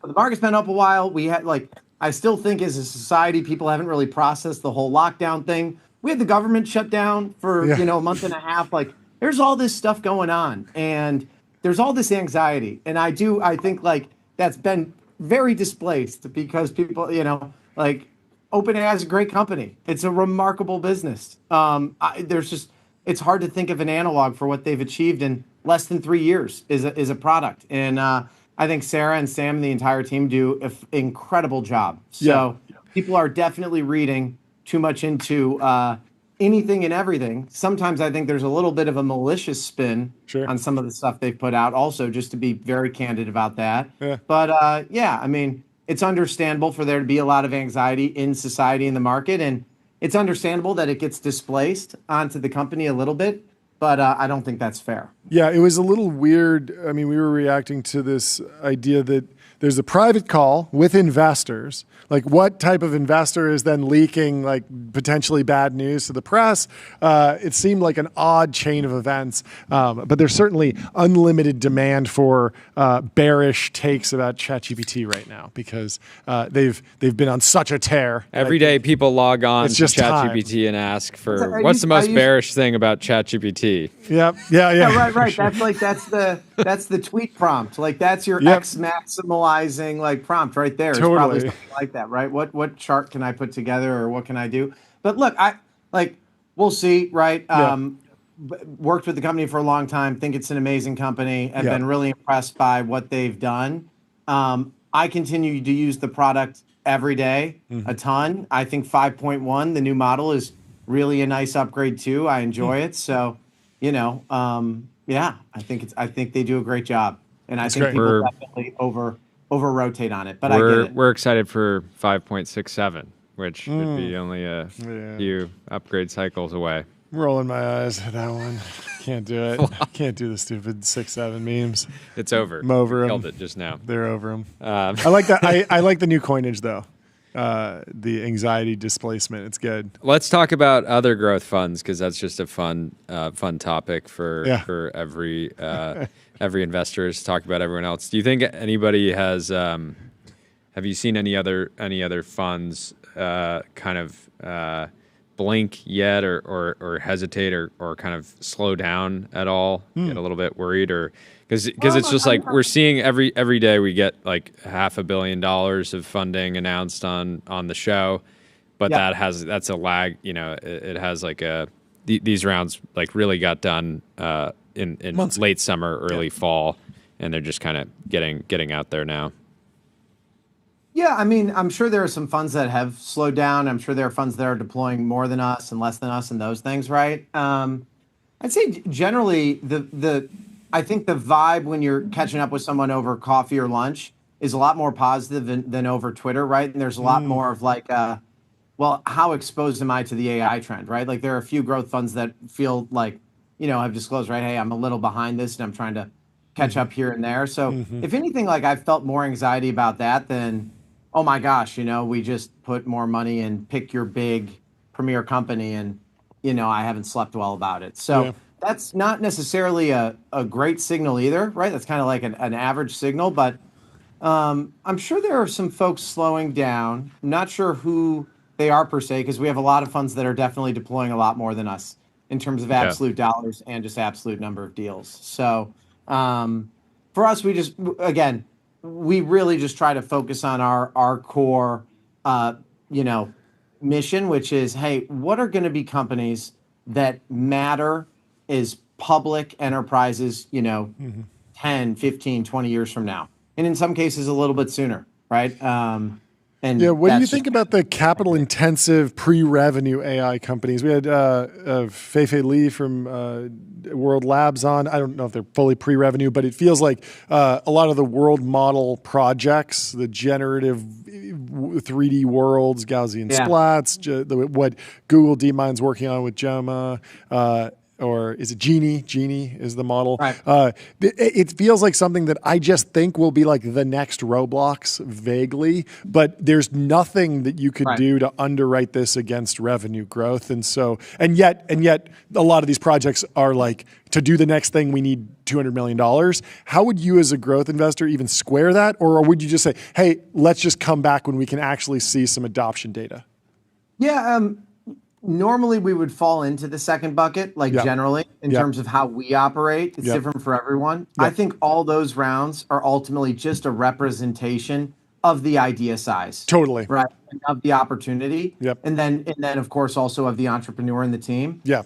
We did make, one investment very early that maybe fits this mandate, which would be Skilled in the robotics space, which has been a great company, has executed incredibly well, and we again Luke think Metro's over there now. Oh yeah, that's right.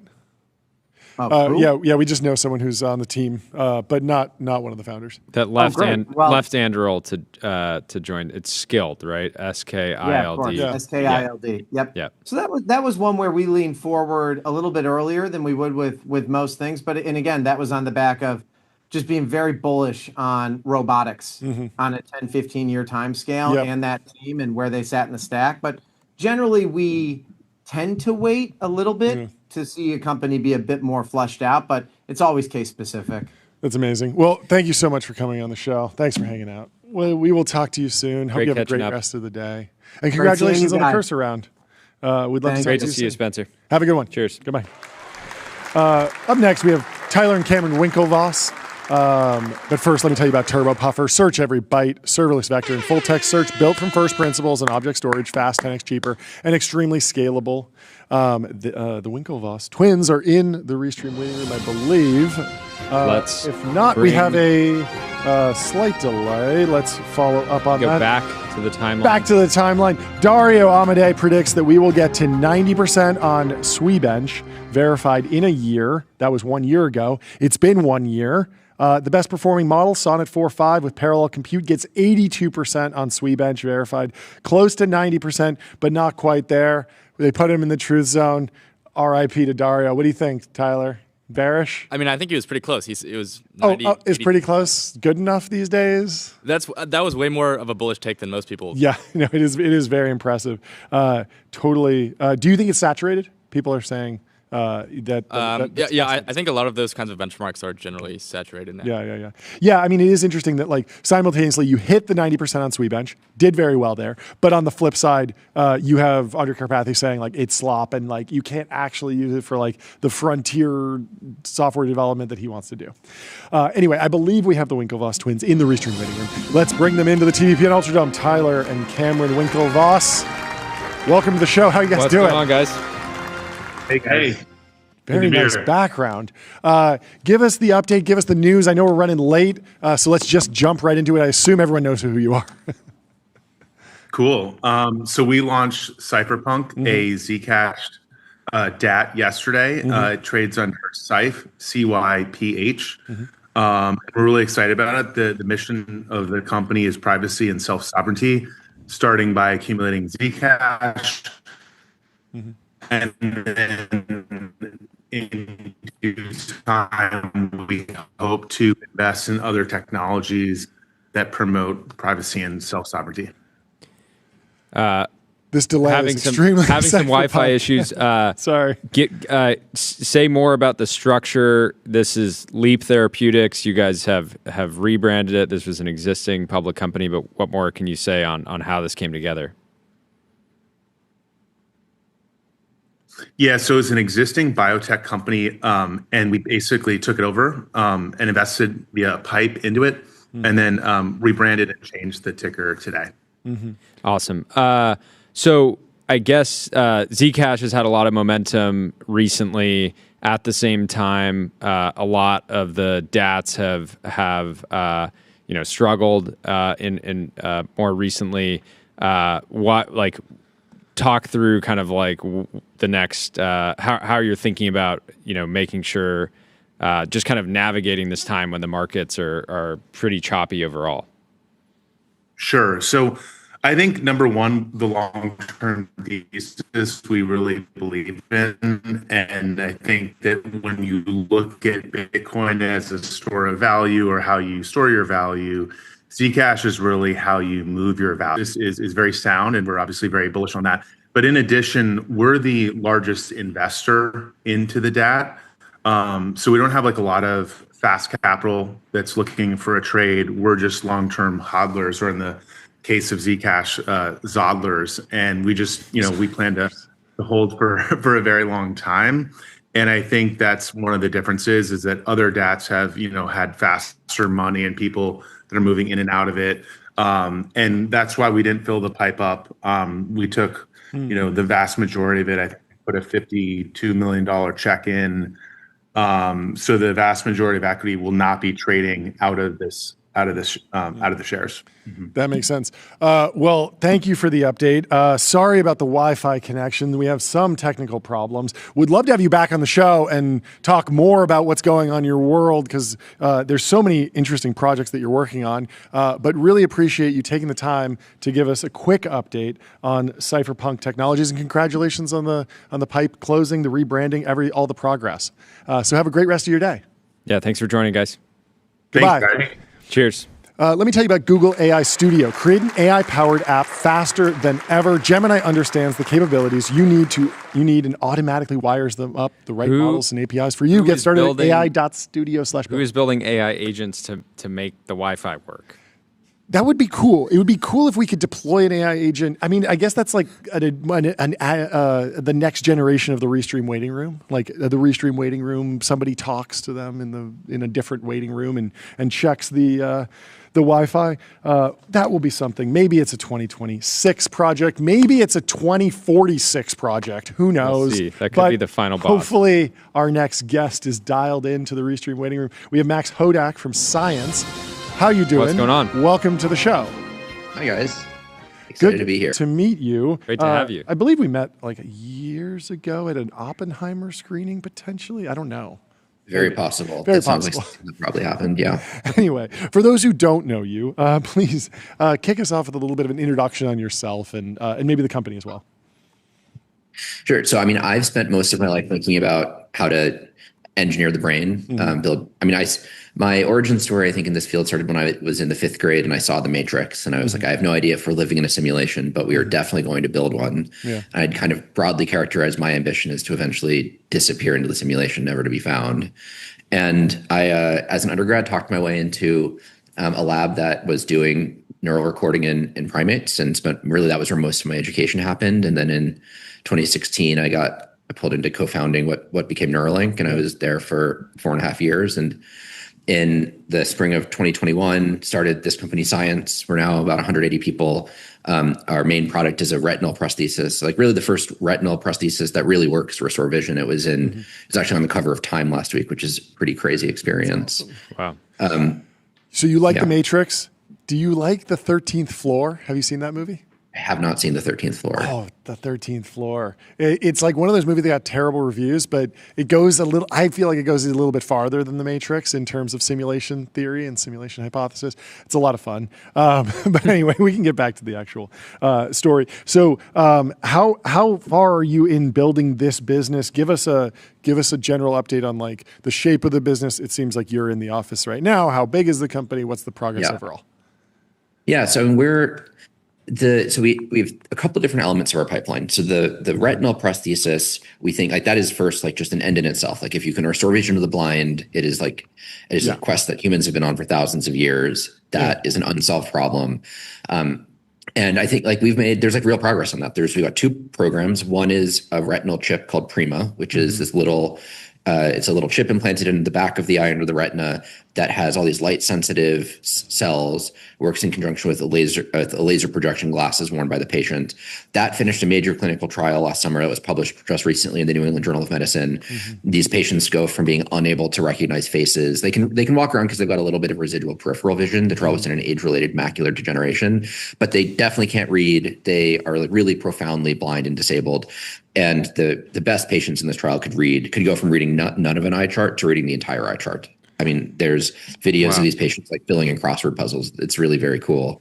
And then separately from that, we also have like another key program in the company is a different approach to building brain-computer interfaces, where instead of placing wires, not in the retina, but like in cortex, instead of placing wires or cables physically into the brain or genetically modifying the brain, so that like there's some things you can do with optogenetics or sonogenetics. Instead, what we do is we grow up these heavily engineered biological cells that we hide from the immune system, and then we just sit this on the surface of the brain, and so we don't place anything into the brain itself. But what these cells do is they grow in and they wire up and they form new biological connections, and they can form billions of them.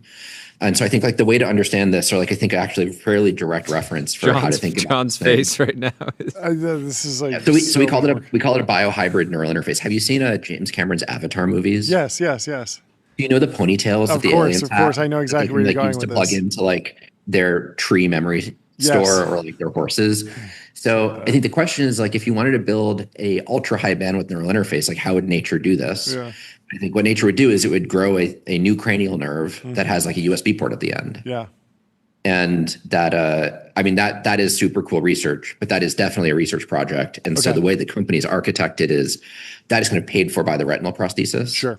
Which is a like very practical near-term medical device. We've submitted for marketing approval in Europe for that. We're going through the review process now. Yep. The FDA actually is being much slower. It's possible it won't reach American patients for a little bit longer. And that's kind of crazy that Europe is going to get it first, but that's where we are. Yeah, that's rare. Kind of narrative violation, but exciting. Narrative violation for sure. Yeah. Hopefully that'll be on market next summer, making money. And that is big enough to pay for the rest. That makes sense. So why go with a retinal prosthesis instead of cutting a hole in the skull and putting electrodes directly on the brain and trying to deliver the signal that way? There's a lot of BCI firms, obviously you co-founded one, that seem to be approaching the problem that way. Is that just do you have a particular view on that? Is that just farther out and this is a way to get to market faster, or is there something fundamentally like higher bandwidth about your approach? Like what are the different technical trade-offs? So BCI is not a product. BCI is a field. Okay. And there are many different types of BCIs for many different types of applications. Like obviously you can't go into the retina to decode like a video game controller out of the brain. Simultaneously, you can't stimulate like frontal cortex to do some like sensory feedback. And so it really depends on the type of thing that you're trying to do. And so in vision, which we think that a visual prosthesis is a brain-computer interface. We also think that cochlear implants are brain-computer interfaces. Sure. You don't need to be drilling in through the skull to get to cortex. So if you want to restore vision, you kind of have a choice of you've got the retina, the output of the retina is the optic nerve that goes to a deep brain structure called the thalamus. And then the thalamus connects up to cortex. And so within the retina, so let's just take a look at like the options that you have here. So in the retina, normally light shines in from the front. It hits the rods and cones. The rods and cones are the light sensitive cells. There's about 150 million of those. These connect to about 100 million intermediate cells called bipolar cells. And those compress down to 1.5 million optic nerve cells. That connects to about 1.5 million cells in the thalamus. And that connects up to like 200 to 500 million cells in cortex. And so people have been trying to stimulate vision into the brain for many decades. And until the clinical trial that we just finished, no one had ever gotten form vision, like structured vision that the brain could intuitively assemble into a whole. Like you could get patterns that if you like looked at it carefully, it's like, oh, there's like a line here, there's a line here, it's like connected, that must be an A, like here's a line, like that's an N. But in the Prima trial, I mean, they could read off words at a time, and that had never really happened before. Wow. And a big difference is that we're stimulating that first layer of cells, the bipolar cells in the retina. And we know that if you just go one layer deeper from the 100 million bipolar cells to the 1.5 million optic nerve cells, if you stimulate those optic nerve cells, you don't get this. You just get these diffuse flashes of light that you can't really attend to, and the brain does not intuitively assemble together because the brain has already compressed the signal. And you have to then figure out, like, what is that transform? How did the brain compress this? Or how did even just the retina compress this? And so the thalamus has the same issues as trying to stimulate the optic nerve, except it's under 8 centimeters of brain tissue under the skull.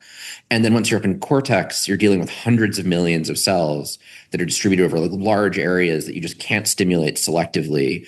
And so like people, if you do this, like you absolutely will get flashes of light, but converting that to like form vision that you can intuitively read is a totally different problem. And so, and then even if that worked perfectly, one is like an outpatient surgery going through the soft tissue of the retina. The other is like a 4 or 5 hour brain surgery drilling through the skull. I think like one of those is you're going to kind of win sales. So you said outpatient. Walk me through comparing the level of intensity of the surgery to something like LASIK. So it's a little more than LASIK. Yeah. But it's like not a ton more than LASIK. What about getting your wisdom teeth out? I was just coughing. I mean, you could do this. So in the trial, many of them ended up being done under general anesthesia. Okay. But to be honest, in these cases, general anesthesia is really like as much like a commitment mechanism for the surgeon and the patient than it is like there's any medical reason to do it. I mean, you just like, you can't change your mind halfway through. Oh, okay. Commitment and mechanism. So, wow, that's wild. But from a like experience perspective, so you could do this you can make an injection next to the eye. The eye goes dark and numb for a couple hours. Yeah. And then you can go in through the soft tissue of the eye. You leave the chip. There's a little injector. The surgeon presses a lever. It leaves the chip under the eye. They come out. They're done. And so it's a really very simple. Yeah. procedure. And then, sorry, just to be ultra clear, like the chip is in the eye. Then how am I communicating with the chip? Is it wirelessly? Is there a device that's on the other side of my head? Or you said glasses maybe are interfacing with that? Yeah. So if you look at this chip under a microscope, it has all these little hex cells on it. And every one of these hex cells, like the Science Prima chip, it's essentially a solar panel. And it works in conjunction with, there's glasses that are worn by the patient that has a camera looking out at the world, although you could really get the video feed from anywhere. And then there's a laser that projects the image onto the back of the eye in infrared. Okay. And because you can't see infrared, you can't, like if you have residual peripheral vision if you're not totally blind, this doesn't interfere with that. You can still have that. But the infrared laser, where it strikes the implant, it works like an overhead projector. Like if wherever there's white that is projected, that is like, that's energy. And wherever there isn't energy, it's dark. And wherever the laser is absorbed by the implant, it stimulates the cells directly above that pixel. And so this is pretty cool. Because the implant is powered by the information that's projected onto it, like as a solar panel, this means that there's no implanted battery, there's no cable, like this tiny little fully wireless 2 millimeter chip is the whole thing. And also because the eye moves relative to the projector, like the projector is shining in from the front of the eye, and then the eye moves and the image changes. This means that the brain can easily fuse it together with their existing vision. And so there's like some pretty cool stuff here. Like if you show one of these patients a solid green bar all the way across their visual field, they'll see a contiguous bar, even though the implant only fills a small area of the total area of blindness. And they'll say it's green and then it turns white because we can only get black and white right now, and then it turns green again. But the brain fuses all of this together. And so even though the implant only has 400 electrodes, as the eye moves around, you don't experience the image that falls on the eye, all falls on the retina like a camera. The thing you experience is the brain activity of the world model in the brain. And so as the eye's moving around, it's updating the world model, and that's the thing that you see. And so even though it's like 400 electrodes, you can't think of it like 400 pixels on a screen. You think of it as just getting the information into the world model, and the eye's moving around and the brain's cross-referencing all that. So it actually does significantly better than you'd think from being 400 electrodes. That's fascinating. How do you think about the analogizing around the artificial intelligence community of what you know of the brain. So a lot of people in computer science or AI might say, with LLMs, we've built this piece of the brain. With the hard drive, we built the long-term memory. Has your research, have you mapped any of that onto the current state of artificial intelligence? Has it proven insightful to help for you to understand what's going on in AI? This is funny because, I mean, at the very beginning of Neuralink and OpenAI, we were in the same building in San Francisco. And we'd have these discussions about like, oh, who's going to learn more? Is AI going to learn from neuroscience, or is neuroscience going to learn from AI? Yeah. And I think it has been revealed that like I caught up with one of those guys a while ago, and I was like, oh, like in retrospect, what do you think AI learned from neuroscience? He thought about it for a second. He's like, the concept of a neuron. Yeah, that's it. I'm like, that's basically it. That's like it's literally just in the name, neuroscience, just neuron, and that's it. And then nothing else. Because like the whole brain structure concept. Yeah, anyway, continue. But going the other way, I mean, AI has been so useful. I mean, there is a really interesting convergence going on. This is kind of called like neuro AI, where neuroscience is learning a lot from artificial intelligence in ways that I don't think any of us really would have anticipated. Okay, explain. Have you come across the Platonic representation hypothesis? So there's an empirical finding that different neural networks trained with different architectures, with different objectives, and different concrete data sets, but for the same type of thing, like images or language or audio, they produce these similar internal representations. And what I mean by sometimes you'll hear people say like, oh, these models are like stochastic parrots, or they're just they're just glorified autocomplete. It's like, these people are safe to ignore. Like the mathematical objects that you see appear inside these models are super interesting and look a lot like the representations that you see in the brain. And so that is hinting at like there's some like deeper fact about the universe that we're figuring out here, that basically if you have a lot of compute power and you kind of run it in these ways, then you see these mathematical objects kind of emerge. And what evolution did and figured out in the brain is like looks a lot like stuff that you kind of see in these transformers and these other AI models. And there's definitely some interesting unification happening there. I mean, it's still like, it's a little more than speaking totally metaphorically, but it is still like, I'd say like instructive rather than literal. But that's getting like every month there's like some new cool thing that comes out around this. I will say that, I don't know, and my view is that the transformer is like a reasonably good model of like what cortex is doing, but there's a lot more of the brain. And so there's other parts that aren't fully capped, like that we're going to need something else, but it's not like the transformer is wrong. I think it's like probably part of the story. Yeah, that makes a lot of sense. I wonder what you think about just the idea that it takes like millions of years to train a model to like drive a car, and it takes a 16-year-old like a couple weekends to do it, or the amount of energy that I will consume in one day of like generating my own reasoning tokens is like way less than what it takes to run a data center. There seems to be some sort of like exchange ratio of that's like we're off by a couple orders of magnitude, and maybe that's an algorithmic question. I don't really know. Do you have any thoughts on that? Yeah, I mean, evolution has done. I mean, it has minimized. It's been very good at minimizing energy and optimizing some other stuff. But I mean, that I think is like the advantage of the biological brains. Like every now and then, I see pitches from companies that they're saying, well, AI is really energy intensive. So what we should do is we should grow up cultures of biological neurons and train them to do intelligence tasks. Because you can kind of do this. Like if you can grow up neurons on electrode arrays and you can condition them to learn things by stimulating them in different ways. Like when I was in college, I grew up a Counter-Strike aimbot. Like this is actually not that hard to do. And this is a thing that I think nerd snipes many people in this field at some point. But I don't think that that's like the way to go. I think that there's like just really structural advantages in silicon. Like if you compare and contrast these two approaches, like in the deep learning models, like you can see all the weights, you can introspect them, you can like stop the model, you can change one, you can replay it, like samples out, you can copy to disk, you can like send it over the network. Whereas with the biological living, like these organoid brains, like you can't see the weights, you can't copy it to disk. It's like what it learns is the time integrated experience it's always had. And like at some point, 4 or 5 months in, it will randomly get infected and die and you'll have to start over. Yeah. And so I think there's just like structural, it's like the thing that the biology does is it's energy efficient. But my response to this is like generate more power. Yeah, I like the idea there's of no such thing as a low energy wealthy society. Generate more power. I like the idea of like the solution to AI is just like have kids or something, and you're like you've reversed it all the way down to like if I want artificial intelligence, I can do it biologically. Just have kids. Are you and the team getting much leverage out of models today? Is it accelerating your progress?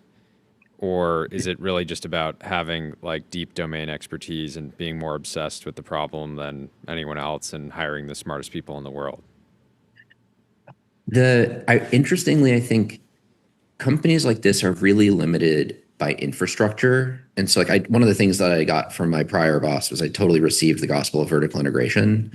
And we're really not, it's not like we're held back by like genius scientific insights for the most part. We're limited by like, we need to get a new material in our like microfab deposition tool, but this requires hooking up some gas plumbing, which requires getting some specialist vendor to come out and like weld it to the machine. Or you're out of animal housing and like building that is like an architectural design process and then permitting and then construction. Like you're really limited by infrastructure more than you are genius scientific insights. And so even if you had this, like I think, when I think about like being in the takeoff era and what is going to be the impact of progress in AI, like we're still limited by how that can impact the real world in really meaningful ways for these atoms things. But I'd say there's 2 places that AI has had a bigger impact. The first is ironically like comprehending regulatory standards and generating regulatory documentation. I was about to say, if permitting's the bottleneck, can you have like a permitting agent that just goes and like spams the permits until you get exactly what you need? Yeah, I mean, they're not quite like you end up doing a lot of editing, but you definitely just don't want to spam the permits. This makes the regulators mad. But but I mean, the filing in Europe to ask for approval for our retinal prosthesis, which we submitted last summer. Yeah, it was, I forget exactly how many. It was like tens of thousands of pages. It was a 65 gigabyte PDF. Yeah, and that depends on like hundreds and hundreds of standards that we're just expected to know all the details of. Yeah. And so being able to talk to these things is super useful. Like chat with these data sets is super useful rather than like having a big team of regulatory experts who are all kind of to do this through meetings. And then the other place that we've had big success with AI internally is in our protein engineering program. So there's conventionally, many of the problems that we're interested in, you'd have to solve with like better electronics or better better physical devices somehow. And we're now at a point where often when we find a problem, we ask like, can we make a protein to solve this? So a couple months ago, we published a paper on a new type of optogenetic protein, which is these are proteins that can make a neuron light sensitive that is not normally light sensitive, so we could control it with light. And these typically require very bright laser light in order to work. And we're able to use AI models to find one that is so sensitive that it is responsive to like not just daylight, but like indoor office lighting. And so that allows us to substantially reduce the power consumption so that we can, because often the brain implants were often limited by thermals, like how much energy you can consume depends on how much is limited by how much you can heat the brain. So if you have more sensitive options, then you can have your LEDs be dimmer and have more of them. Then you can think about going from like thousands to hundreds of thousands. But then also that might turn actually into our next generation retinal product. That will have to go through clinical trials. That'll be a process, but it's possible that in 5 or 7 years, you won't even need the chip at all. You'll just get an injection and then we can just make the bipolar cells themselves light sensitive. And then that won't even need the glasses potentially. And that really comes out of the big breakthrough on being able to solve these problems with proteins is an AI enabled thing. Chat says we should have you ask how to explain this to preschoolers. Some labs, various groups have talked about the revenue opportunity in just automating science, and it's usually very general, where they're just like, we're going to come up with a bunch of ideas, and then hypothetically they give the ideas to various people to execute on, and they get some type of like royalty on it.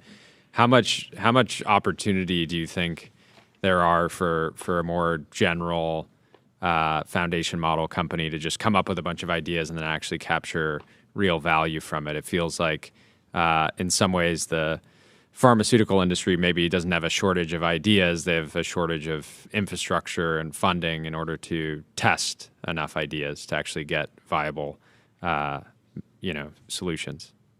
Yeah, I think that a real bottleneck here is just the translation to human subjects research and then to the market is really difficult.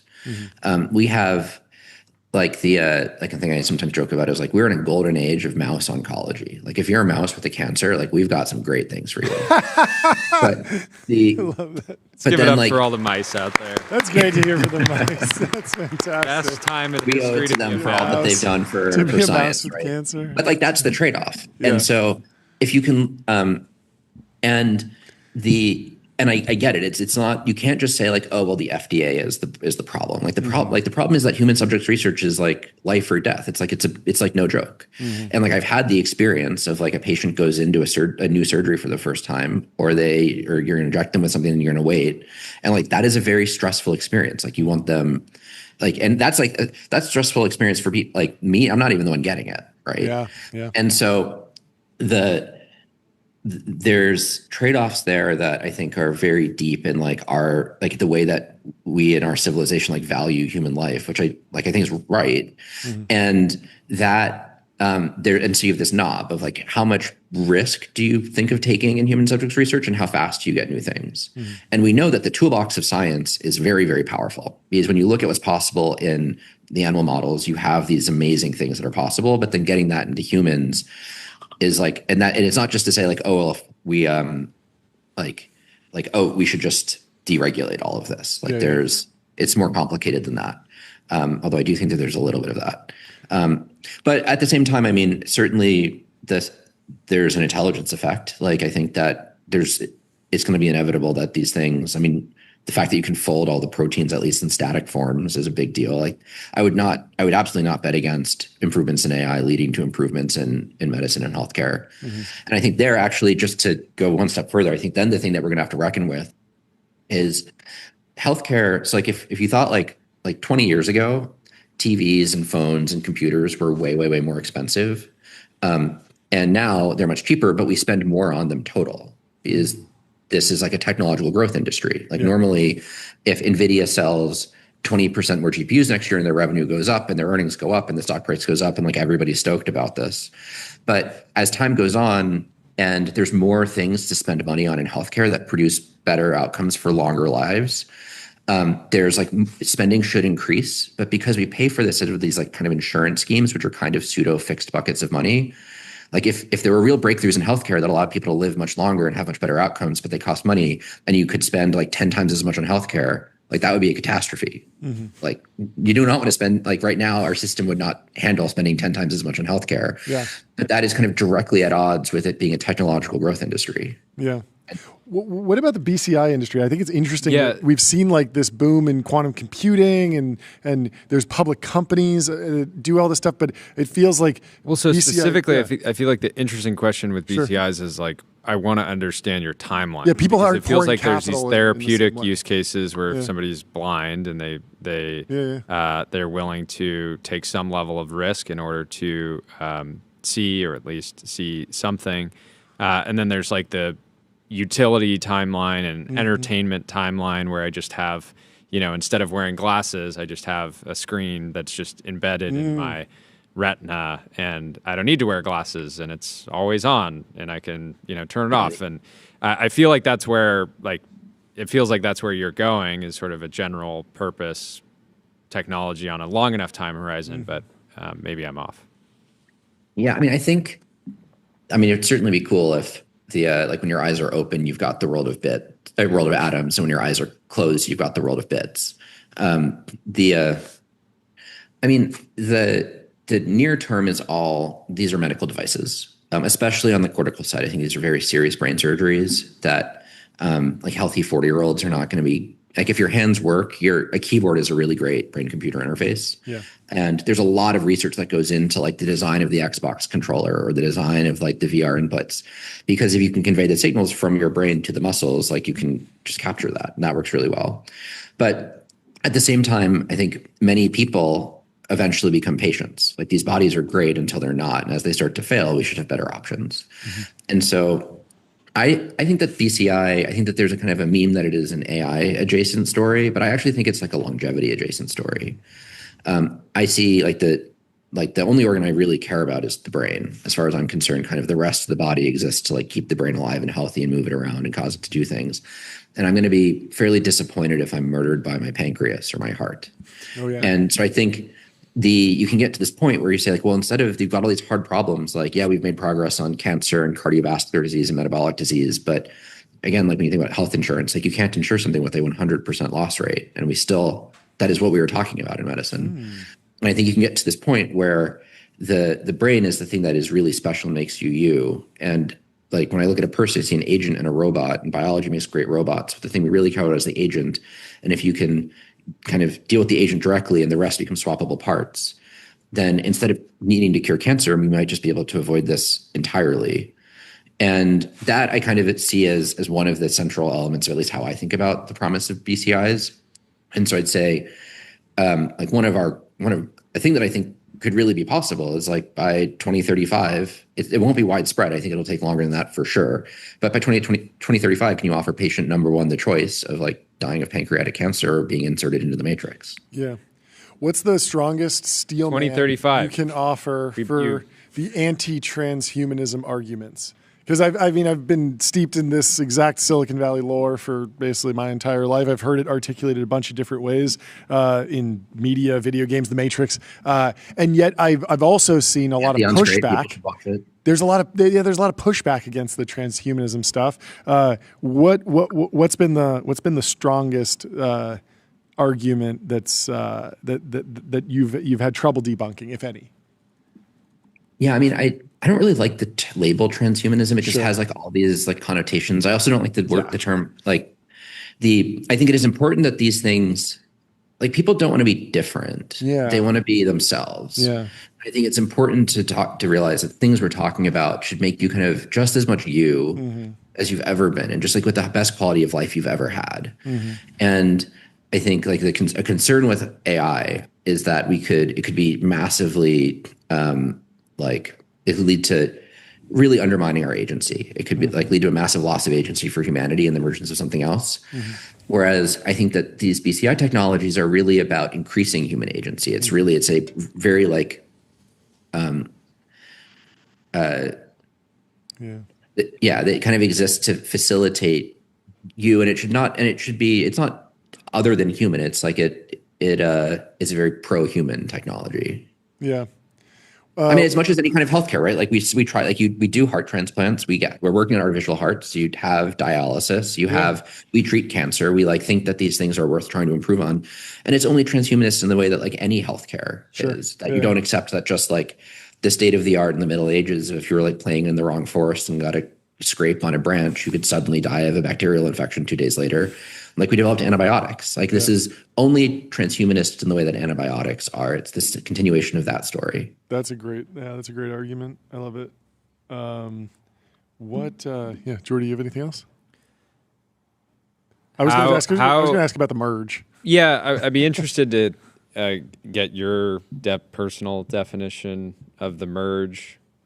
Sam Altman wrote in 2016 that could be a scenario where people become best friends with the chatbot. Maybe the merge is something like AGI where we just keep moving the goalposts. Yeah. Or do you think it's inevitable, or do you think there's like some sort of fork, or where do you think the unexplored discussion surface area is around the concept of the merge? I mean, the way that we interact with AI there's many different ways that this could go. I think like the failure mode of like Terminator seems less likely, but I definitely agree with Sam that like an underrated failure mode is people just start like delegating their decision making to it because the models just make better decisions. Like I was reading an article that one of the U.S. military like combatant commanders is now like running personnel decisions by ChatGPT. And if you're just like realizing like, hey, like these things make as good decisions as I make, then they kind of come like pre-merged. Like you don't need a device for that necessarily because we are just kind of like causing it to happen in the world, like whatever it wanted. And there's like some dark versions of that. Like you can imagine like an extinction scenario is that we just really become we're like, man, these things have great judgment. They really know what to do. We should like ask it for advice and listen to it, and like persuades a bunch of humans into suicide. Like you should, I think you got to keep an eye on those rates. They won't be zero. And I think it's unreasonable to expect them to be zero because you're talking about hundreds of millions of people, but like, do those trends, like, what do those look like over time? Yes. Keep an eye on the rates. That's the great summation of what's going on. The baseline's not zero, but if it starts climbing up, you got to watch it. Exactly. Just like self-driving cars, like humans are not perfect. Don't hold them to like to these unachievable standards. Yes. But like, keep an eye on the rates. Keep an eye on the rates. I completely agree. That's a great take. Thank you so much for coming by the show.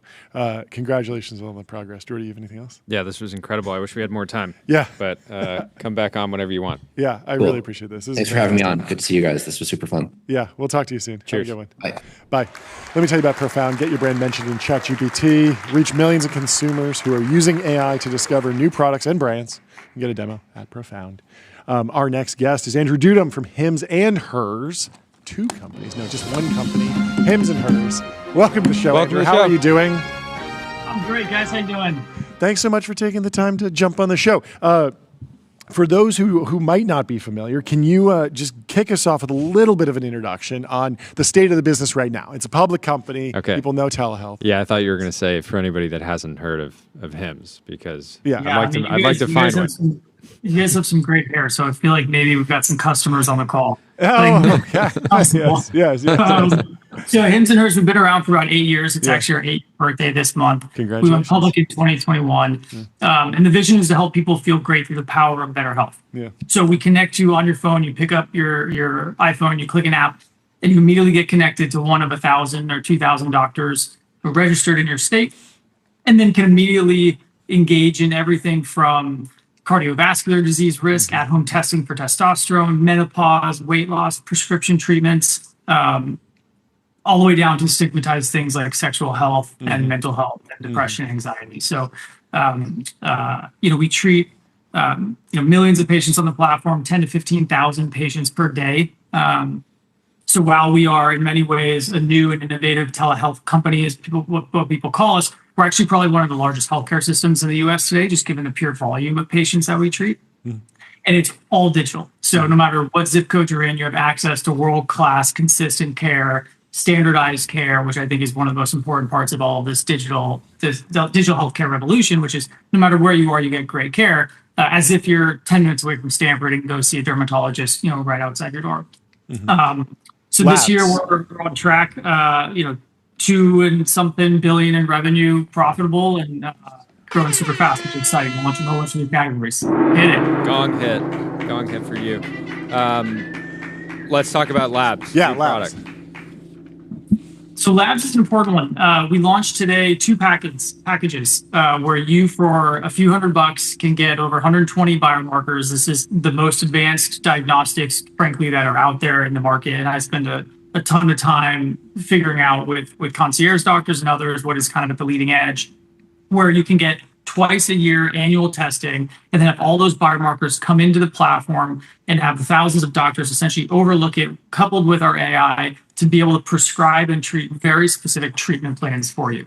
So it's not just a data dump of here's 120 biomarkers, good luck, throw it in ChatGPT, but it's actually real providers that are then helping you make tactical, personalized prescription next steps. So we have about 1 million square foot of pharmacy compounding in the US. So we actually make a lot of these medications ourselves. So if you're a person that comes in, like me, low vitamin D, testosterone's not as optimized as I want to be, so it's going to be a zinc and ashwagandha or magnesium supplement, along with core pharmaceuticals, let's say for heart disease, like a statin. We'll be able to actually put that together for you in a form factor that you love, customized into a beautiful personalized treatment and then delivered to your door for something like 30 or 40 bucks a month. So it's really this vision of a completely unified system that gets to know you, optimizes you, and then actually can verticalize the making of treatments for you, so that we can see you get better and help you kind of get preventative, given we're in a country here where almost everybody dies of preventable disease, right? It's like heart disease, heart attacks, diabetes. It's stuff that takes like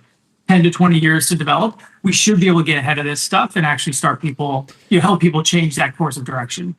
How do you think the labs market evolves? There's a ton of players in this space. This is obviously not your core business, although it feeds into the core business. I think there's players that are trying to use labs as like a wedge to then go and compete with you guys. You guys are kind of doing the opposite, but do you think that margins on labs like effectively go to zero over time? It's going to go to zero. Yeah, I think anybody who's in the labs business today, whose core business is labs, needs a new business. You've got Quest and LabCorp and great partners. They've got thousands of locations, 10, $15 billion public companies, each of them. There's no way that those margins will be constrained when you have a platform like ours where it's in our best interest and it's in our consumers' best interest to verticalize this infrastructure over time and give it away for free. Right. For you guys or anybody who's a hims or hers customer, it's to our benefit that we do a full panel and get you that at cost or even as lead gen, right? Like we'll pay you to take it eventually as you actually verticalize this infrastructure, because the data you then get back from it allows us to give you very tangible next steps and manage your care over 5, 10, 15 years, which is really where the long-term relationship and value creation comes from. So, for us, we're excited about these price points. It's $199 for a base package. It's $499 for the advanced package. My hope in 3 years from now, and my CFO would be mad if I said this, but it's like my hope is it's $30, right? And it just gets added on to your Hims and Hers membership. And if you have a treatment with Hims and Hers at all, you get this stuff for free, right? Because it just makes the platform and it makes your precision care that we can deliver so much better, right? Say you're a hair treatment and you're taking our oral chew for hair loss, which is like finasteride and minoxidil. And then we figure out that you're pre-diabetic, right? Our ability to compound that with a low dose of metformin or some type of other, microdosing GLP-1 or GIP, like that just transforms the actual clinical outcome for you. And it all started with a very simple relationship, which is I'm worried about my hair. I want to start taking advantage of that. I want to know your take on Theranos. I have this hot take that it was never a good idea at all because you can just take a full vial of blood and even if it worked, it wouldn't be that big of a product because if I go to the doctor and they take this much blood instead of this much blood, it's just not that big of a deal. Do you think if Theranos had worked, that would be a successful product? Would that have reshaped? Like, was there ever a chance that would have been a great thing?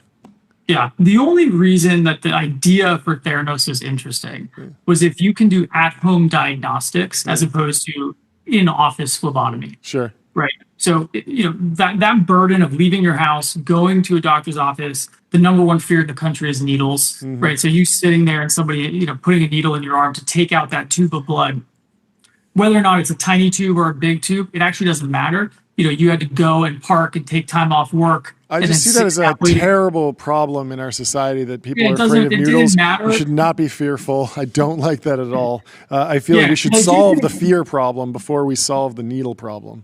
I think if you can do, and this is something we're working on and we've talked about this, I think in the next year or two, you'll have at-home diagnostic devices that you can put on your arm, click a button, you feel nothing. It's kind of like a CGM, right? Sure. Yeah. And you can actually probably eventually look at the interstitial fluid. So you're not even doing injections deep into the blood, but you're actually just doing kind of like top capillary fluids to be able to interpret what some of these base biomarkers are. If you can pull that off and it costs $10 to do that and you just click a button, take it off and mail it back to HIMSS, that I think really transforms access because so many more people I think will do that versus the whole, kit and caboodle of like going and scheduling and showing up in office. Yeah, that makes a lot of sense. What's your framework for how the GLP-1 market shapes out? Yeah, it's a crazy market. It's like one of the most important categories probably in the next few years. I think you're going to have more and more treatments on the market very quickly, right? You've got Metsera deal with Pfizer and Novo that have been taking place, back and forth. You've got Kylera that just raised a huge growth fund that's got a GLP, GIP that is at par or possibly superior to tirzepatide. You've got Viking coming out probably in 29 or 30. You then have Wegovy and Ozempic going generic sometime in 2030 or 31, which is going to bring the price down to, it costs, it could probably cost $10 to make one of those vials, right? So I think in the next few years, the landscape is going to be incredibly competitive. I think the prices are going to come down dramatically. This is something we're very excited by. When we first started putting these treatments out, the prices were $1,500 a month, and now they're down to about $150. I would guess in 3 years from now, you can be buying, one of the best treatments for $50 a month. And at that point, it's going to be just cash pay. Customers are going to be able to use HSA, FSA, not have to deal with the pain in the ass of insurance. And then the massive market will expand pretty dramatically. Yeah. You said you have thousands of square feet of compounding, something like that, tens of thousands. We've got a million square feet. A million square feet.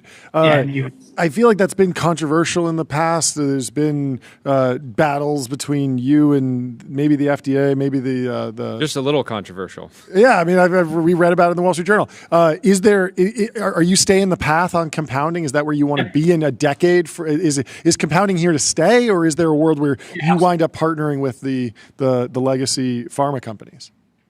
I think it's both, right? I think we will inevitably partner with a lot of these companies. We have the largest distribution platform for therapeutics in the US for consumers, right? So if you have a next generation treatment, we should be talking, because if we want to get your medicine to a lot of people, there's just no faster route to do so. So I think that's a very logical and natural thing to happen. And we've been doing things like this. We recently invested in Grail, which is one of the I think the most advanced early multi-cancer detection blood test. Simple blood test, can detect over 100 cancers as early as stage 1. I have every single person in my family take this test every year. More things like that are going to come to market, and I think will come to the platform. But for compounding in specific, there's really clear guidelines with regards to FDA allowance of compounding. There's different types of pharmacies. They can do different types of things for very specific reasons. Provider personalization, form factor, side effect management, et cetera. We're a public company. Our chief medical officer was the chief medical officer of Walgreens. Deb O'Toole, who's on our board, who runs the risk committee, was the woman who wrote a lot of the compounding legislation at the FDA for a decade. So I think we play very clearly by the rules. I think this is one of the first times in history that we're able to give this level of personalization to a lot of people. Right? Historically, this level of personalization only was possible for people that, were spending $50,000 a year for concierge doctors, and they could have treatments made for them. And I think it's our ambition to figure out how do you get that for the 1% to everybody. And so I think there's friction without question in that system, but the regulatory framework is very clear, and I think we're just staying the course. And I think over time we'll be able to figure out ways to make the other parties in the ecosystem feel like they're getting well compensated as well. Yeah, makes a ton of sense. How would you describe your management style? The company's up massively from the IPO. I feel like I started tracking HIMSS during the D2C era, right? You guys were the poster child of D2C, this meteoric rise, and then obviously the public markets have been wild. I'm curious, like how you navigate, the market internally, even with the team. Right? It feels like you guys are very built for it. What's your approach? Yeah, I remember waking up one morning and looking at my wife, and the stock was $2.87. Like we were trading at, I think, like 0.4 times next year's revenue or something like that. It was crazy. So I think the team has a stomach of steel, whether it's stock $70 or $2.87. I think, most of the executive team will retire with this company, including myself, because I think there's this incredible opportunity to figure out how you redefine what is a healthcare membership that every single one of us wants to buy. Like it's got the cutting edge. It has the most, the best diagnostics. It's the most affordable. It's an Amazon Prime version of healthcare that you can afford, right? It's like $500 a year. And for $500 a year, why deal with insurance in this country when everybody's insured, but everybody has a high deductible plan with a $2,000 deductible, right? So while everyone is insured, nobody can actually get the benefits of insurance because they can't actually afford to use all the cash to then get the $1 of insurance. So I think our management team is, it's not a very glitz and glamour team, right? Like you're not seeing us out on TV 24/7. It's a really heads down team. It's a gritty team. It's a team that loves to build. We have a ton of fun together. And I think it's a team that genuinely focuses on what can be accomplished in a decade and not can be accomplished in the next quarter or two, which is why I think a lot of the investments we're making have a much longer time horizon. But as a founder that runs the company that has the high vote stock, like we have that privilege to be able to invest over that long period of time. That makes sense. What kind of horror stories have you heard about Chinese peptides? There's sort of a meme going on X of people talking about it. Obviously, some of the pricing coming out, people buying directly there is pretty wild. What are the risks that people should be aware of? Yeah, you've got to make sure the pharmacy suppliers are working with are good quality pharmacy suppliers. There's something called a certificate of analysis that high quality FDA oversight facilities in the U.S. Can deliver, third party tested and validation. You can actually ask for this certificate. We give customers their certificate for any of our compounded products, which actually shows the independent laboratory saying this is exactly what we say it is. So I think you want to have organizations or pharmacies that have that type of coverage, that type of third-party testing, good manufacturing practices, and ideally have some type of oversight from state boards or FDA. I think there's a lot of stuff you can buy online that's truly not for human use, and they say that as a way to kind of loophole around, but it truly is not for human use, and I would encourage people to try to stay away from that kind of stuff. Random question. I'm curious to get your take on it. Something like 1% of U.S. GDP is dialysis. Doesn't necessarily seem like a problem for HIMSS to solve, but from everything about working in and around this industry, how do you think? Do you think it's a solvable problem, or is it just? Yeah, my grandfather was on dialysis for this 5 or 7 years before he died, and it's like the worst thing in the world, like watching somebody on that, right? You have to show up to the facility every week. If you don't, your body deteriorates and you die. Dialysis is a result of you having totally failed taking action on you being sick for 20 plus years, like a very long time. Similar to cardiovascular disease, right? Like you show up in the ER at 60 and you have a heart attack, that took 20 years to build up. Like there's just no other way it happens. And so something like what we launched today, I actually think is the first step of the solve.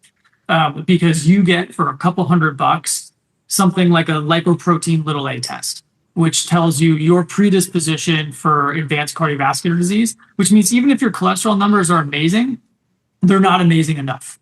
Right, you have to have the best gold standard cholesterol numbers, like you're an 11-year-old kid, to avoid a heart attack because you have this predisposition to risk. Same thing with diabetes, right? Diabetes, A1C, fasting insulin, all of these are fasting glucose. These all rise over time.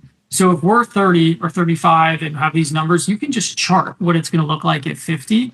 And so, micro steps in health, in food, in movement, in metformin at the right time, or GLPs, or preventative statins, or PCSK9 inhibitors, like all of these tools exist. And for the most part, these tools are not extremely expensive, right? So the real burden in the US healthcare system isn't actually lack of innovation, it's lack of education and access. So how do you get more people tested faster? How do you make it easy and less scary for them to take that first step, and then keep them motivated along the way? Because, these treatments don't make you feel amazing the next day, but they'll save your life 20 years from now. And I think that's where a brand like ours spends a shitload of time is you actually have to love HIMSS and hers, because staying on this medicine is good for your health. And it's hard because you drop that habit and then you drop that benefit. It makes a lot of sense. Well, thank you so much for joining. It's great to finally meet. Certainly we're an inspiration during again that D2C era. It was just a crazy moment in time, and it's awesome to see you guys execute in the public markets. Yeah, congrats. Thank you guys for having me on. We'll talk to you soon. Cheers. Have a good one. Before we move on, let me tell you about Linear. Linear is a purpose-built tool for planning and building products. Meet the system for modern software development, streamline issues, projects, and product roadmaps. We have our next guest in the studio, Melisa Tokmak from Netic. The market is selling off like crazy. People are asking us to cover it, but we will talk to Melisa first. How are you doing? Hello. Good to see you. Have a seat right there. We do need to cover. I'm glad we have you on the show because the market is in turmoil, but your business is maybe less indexed to the market. Is that correct? That is correct. Explain. Explain the business, the news. Take us through it, and then we'll get your take on all sorts of Well, things. I mean, we serve the essential services businesses that are really backbone of our American economy. By right? nature, countercyclical. Let's give it up for the The backbone. backbone of the American economy. Thank you. Okay. So these enterprises are in industries like HVAC, plumbing, electric, solar, consumer health, energy across the boards. So whether the market is going down or up, that somebody, a business or a consumer, always needs these businesses. Actually, today I'm coming from San Francisco, as you know. All of San Francisco needs a lot of these services today because the weather is a complete disaster. It has been raining. No, it's complete rain. Rain is Everything coming is to Los Angeles. shut down. Okay. Yeah, electricity goes off all the time, and I'm sure a lot in the Bay Area will be needing these services all day today. So what we do is provide really these enterprises with an AI revenue engine, right? So in these times of need, they can actually handle all of the demand with AI agents and serve the communities. But also, when the demand is soft, they can predict the need and turn these relationships into multi-time recurring relationships. Okay. So I feel like every time I call a plumber or a roofer or an electrician, people like that, they don't. Like the delay and the lag of getting, like there's always like crazy lag in terms of getting back and just being like, yes, I can come by at this time. And I feel like the lag is because they're super busy. Yeah. And if you can help them respond more quickly, they can generate a lot more Exactly. revenue. Actually, many of them are very large businesses, and the lag is because everybody needs it. When you need it, odds are millions of other people need it at the same time.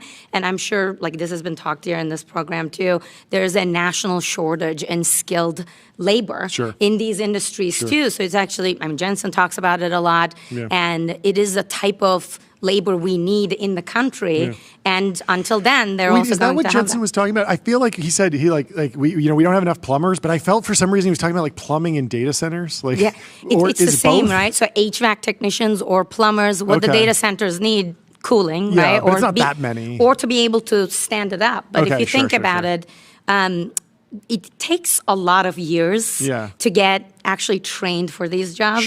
Probably more than I went to school for at Stanford or you went to school for. Actually, it's very important. And then afterwards, you have to do it in real life, the training as well. So with data centers and consumers and businesses across the world, the need for these businesses a lot. And it's not only about HVAC, plumbing, electric, when you say essential services, right? It's also across energy and solar or consumer health, like the Bake Club, right? That we have been serving. So it's really the things that everybody in their daily lives need and has to interact with. Yeah, walk through the typical stack of HVAC repairmen. I mean, I imagine somebody could just have, like a Yelp page and a Venmo account. Then some of them have a full website with a booking system and almost like their own little mini ERP. Probably not something they built themselves. Maybe they have a Shopify site or something. And then at a certain point, they get a roll-up happens, they get bigger, they get more industrial, they get more mid-market. And then I imagine that there's some sort of central, point of record. Are you plugging into that? Are you trying to replace that? Are you trying to be the first choice for setting up all the touch points?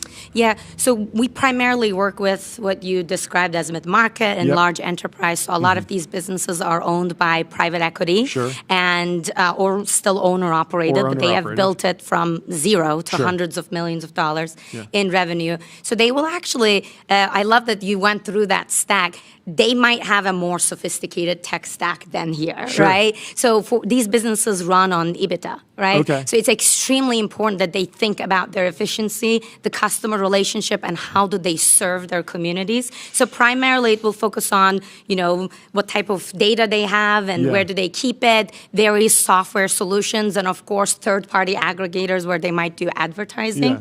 So we will partner with different solutions that they might have to make benefit of any of the data they can. But primarily what we're doing is bring frontier AI to these industries so that when their demand is very high, instead of losing that, they can handle it all at the same time. And when the demand is soft, they can generate net new demand, right? As you know, these industries, just like we talked about San Francisco today, is very volatile due to seasonality or some other external effects that they can't really control, right? So that's why it's very important how you need to be efficient when the demand is coming. You have to capture it all. And when it is not, you're thinking about it's like a how do I retail predict brand. the If you next can't need? sell during Black Friday, and you're in Q4, you're cooked. Like you're probably not profitable at all. Exactly. Or even how to predict the next thing. Like one of our customers, there were tornadoes in Missouri a few months back, and before the tornado literally happened, using Netic, right, reached out to potentially affected areas and talked about generators. How would you feel if your electricity went in the studio? You would not like that because your business would be down, right?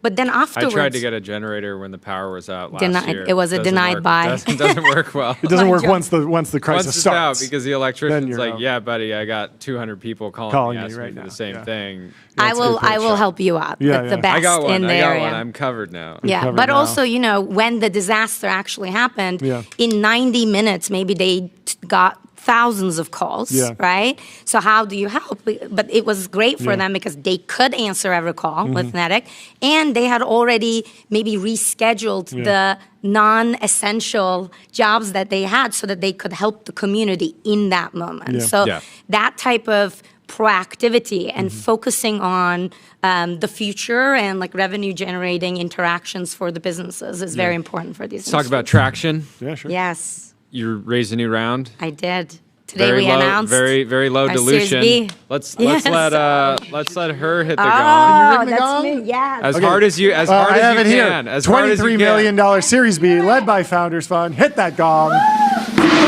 Wow. With authority. At a $450 million cap, which is a strong 4x step up in valuation. Very low dilution. Very low dilution. Yeah, Why? Well, why?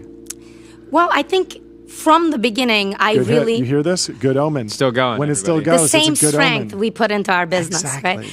No, I mean, that is actually the answer. From the beginning, what was important to me is that we build a business with strong fundamentals, right?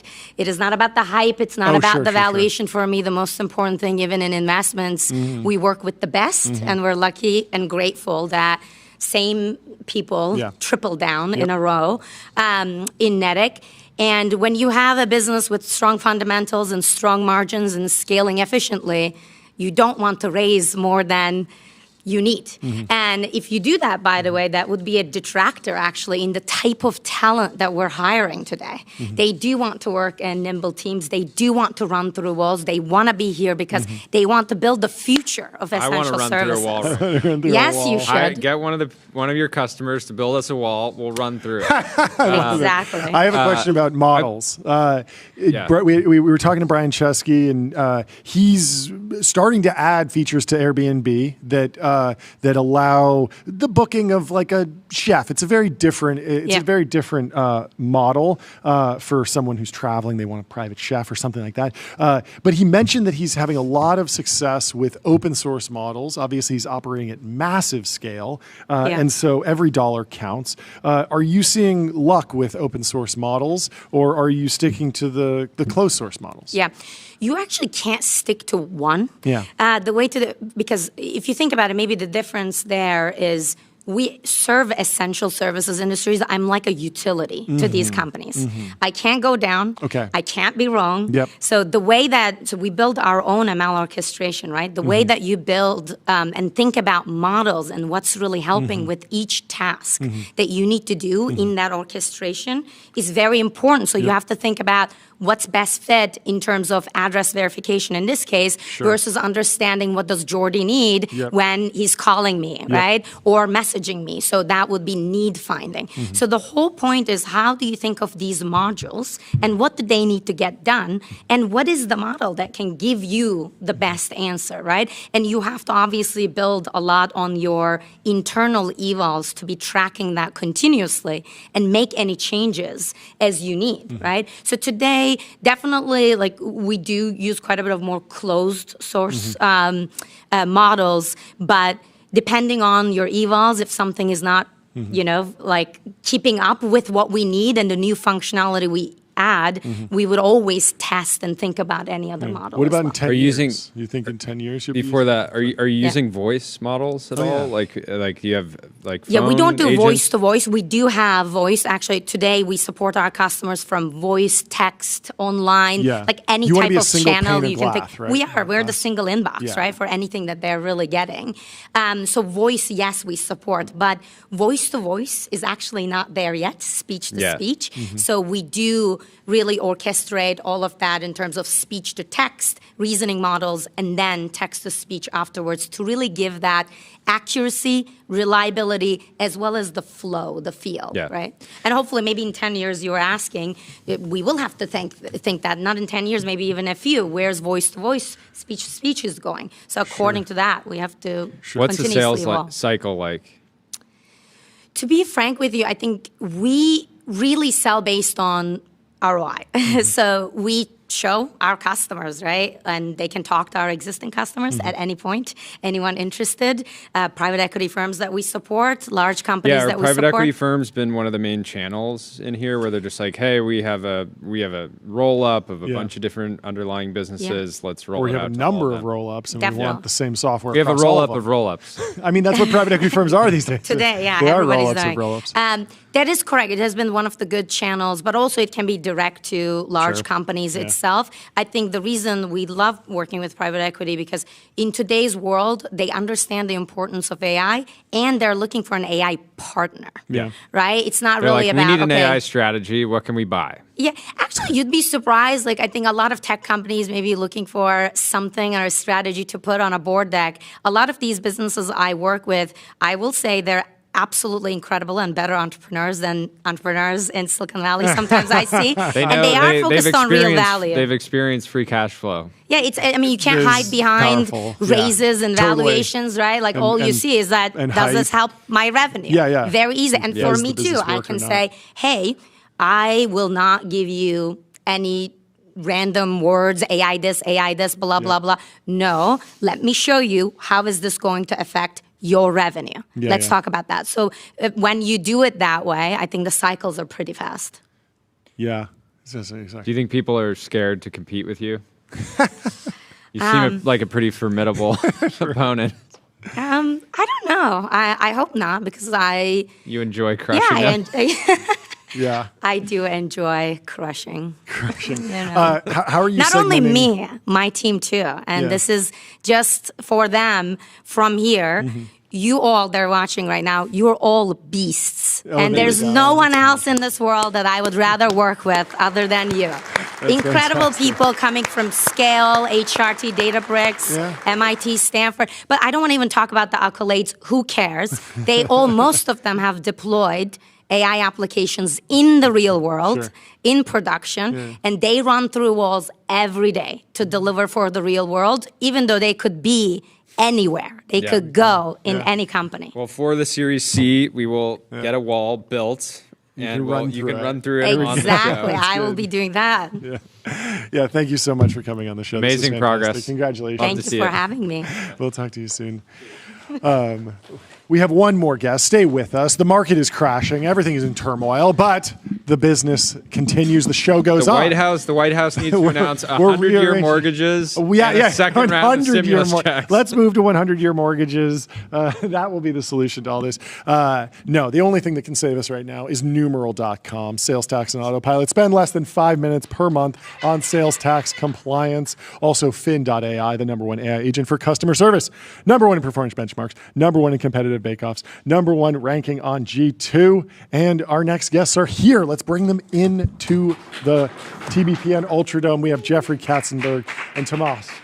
Welcome to the show, folks. Thank you so much for taking the time to come down to the TBPN Ultradome. Good to see you again. Congratulations on the news.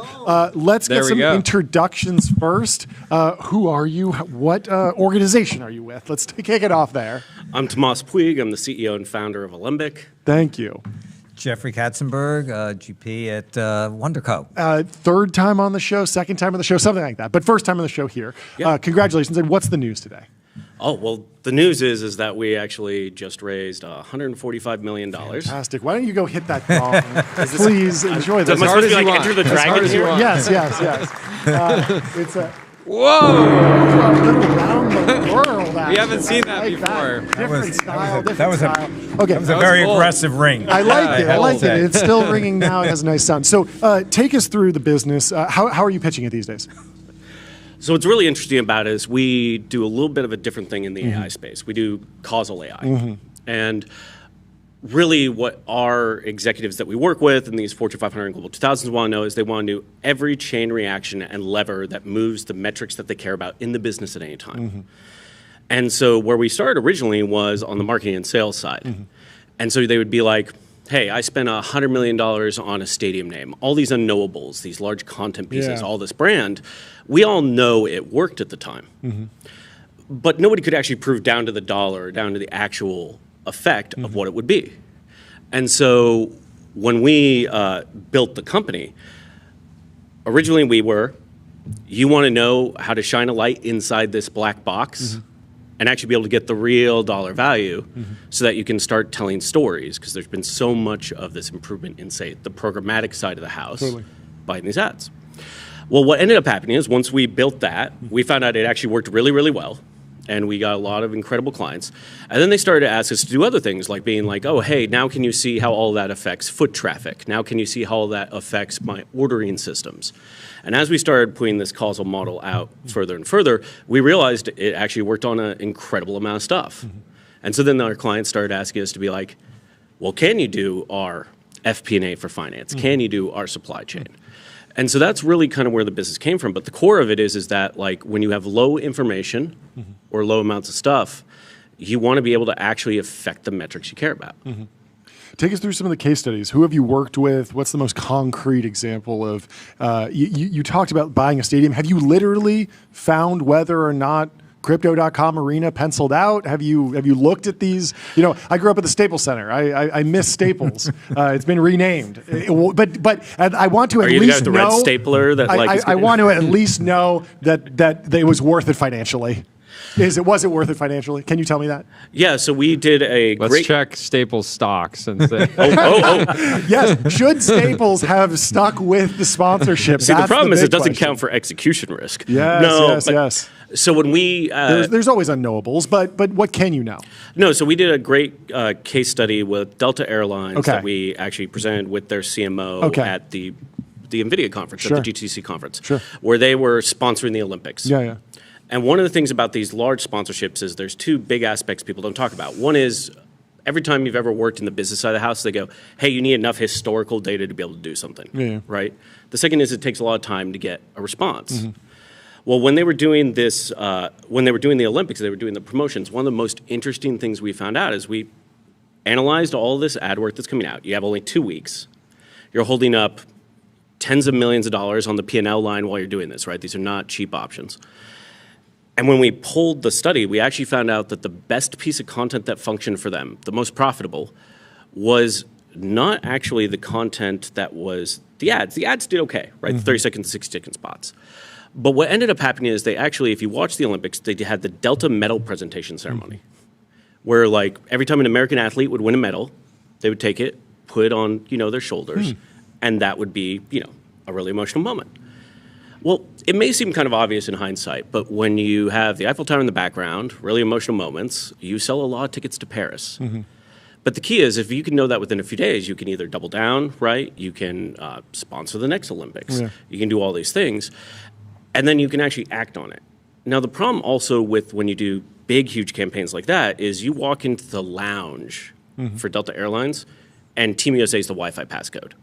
it's not like one simple campaign, right? You pivot an entire company to a messaging set. But we were able to tell them within a couple days, down to the dollar, a material amount of cash that they were able to pull back. And then they could actually show that to executives. So John, oldest problem in advertising, right? Of like, I know my half of my advertising. That's a line. I'm 100% sure. Yep. That 50% of my brand marketing is working if I only knew which 50%. Yeah, exactly. Which has been true in brand marketing forever, going back to the 1980s. Yeah. I'm sure in entertainment, especially because there's less the attribution is really challenging. We did a bunch of marketing, and then people went to movie theaters, and then some people streamed it, and it's hard to actually track it all the way through. But what the brilliance of what Tomas and Olympic have done is that using, well, first of all, and he should explain it because he's the brainiac here, the new math that came out of contact tracing from COVID, which actually has impacted many different businesses in terms of research and causality and attribution. So we got advertising learnings out of contact tracing. By the way, it's absolutely, it's a biggie. Very American to entrepreneur says, turn it into an advertising. But when you think about it is that either for COVID testing or for any of these attributions, what they are able to do, which was not possible even only 3 or 4 years ago, which is to be able to ingest billions of rows of data from all sources, and using machine learning and AI to actually digest that and make sense of that, and actually then be able to see directional in time. He'll explain neural networks and how this actually works, which, as I said, is way above my pay grade here. But I can tell you, which is to your question here, which is when we went to the top brand marketers, the first reaction was no way. This is like this is not possible, and this is just like telling us pot of gold at the end of the rainbow, or Dumbo flies, or I don't know, whatever you want to say. And they went not possible, and that's when these guys would come in and do these POCs. Disney, Mars, Accenture, Delta. And in the world, once is an accident, twice is a coincidence, 3 times you go, okay, well, this thing actually delivers. As fanciful as the notion may be, it's real. Can you tell me a little bit of the history of how product placement works in Hollywood? Because that feels like the classic example of difficult to measure, but you've been in that we situation. Put this car in this one scene. But it's when you start to actually think about this, there's $1 trillion a year globally spent on brand marketing. And brand marketing is everything from crypto on the Staples Center to an interstitial, to imagine in the Disney parks all the things that that they're able to offer to their brand partners, to putting a logo on a car. What's the value of having Oracle on the race car, on a race car in this, or a patch on a baseball player or a basketball player, So has it always just been intuitive, or has it been more relationship driven? No, it literally is intuitive. It is. I mean, he can tell you there's an old math, MMM. He can Tomas can really take you through, explain it, and that literally dates back to the 1980s. And it's directional, not specific, and the lag between the time it happens and you're able to gather the data on it was months. So it doesn't, the value of it, is really questionable. I guess my question for you is, it's very clear that with the progress in AI, there's the ability to find insights in data. Clearly we see this across everything. My question is there's so little ground truth that how can your clients A/B test your solution against something else? If I go to a coding agent and I ask it to generate some code, I can run the code at the end and I can say, well, yeah, the code worked, right? Or I can read the report. But if I go to you and I say, how much was this sponsorship worth? And you tell me it's $4 million. And I say, Okay, like maybe it was 4. That could have just been a guess. So how do you justify the results that you spit out since we can't run a controlled trial? So validation is one of the number one things we get asked constantly. I'm sure.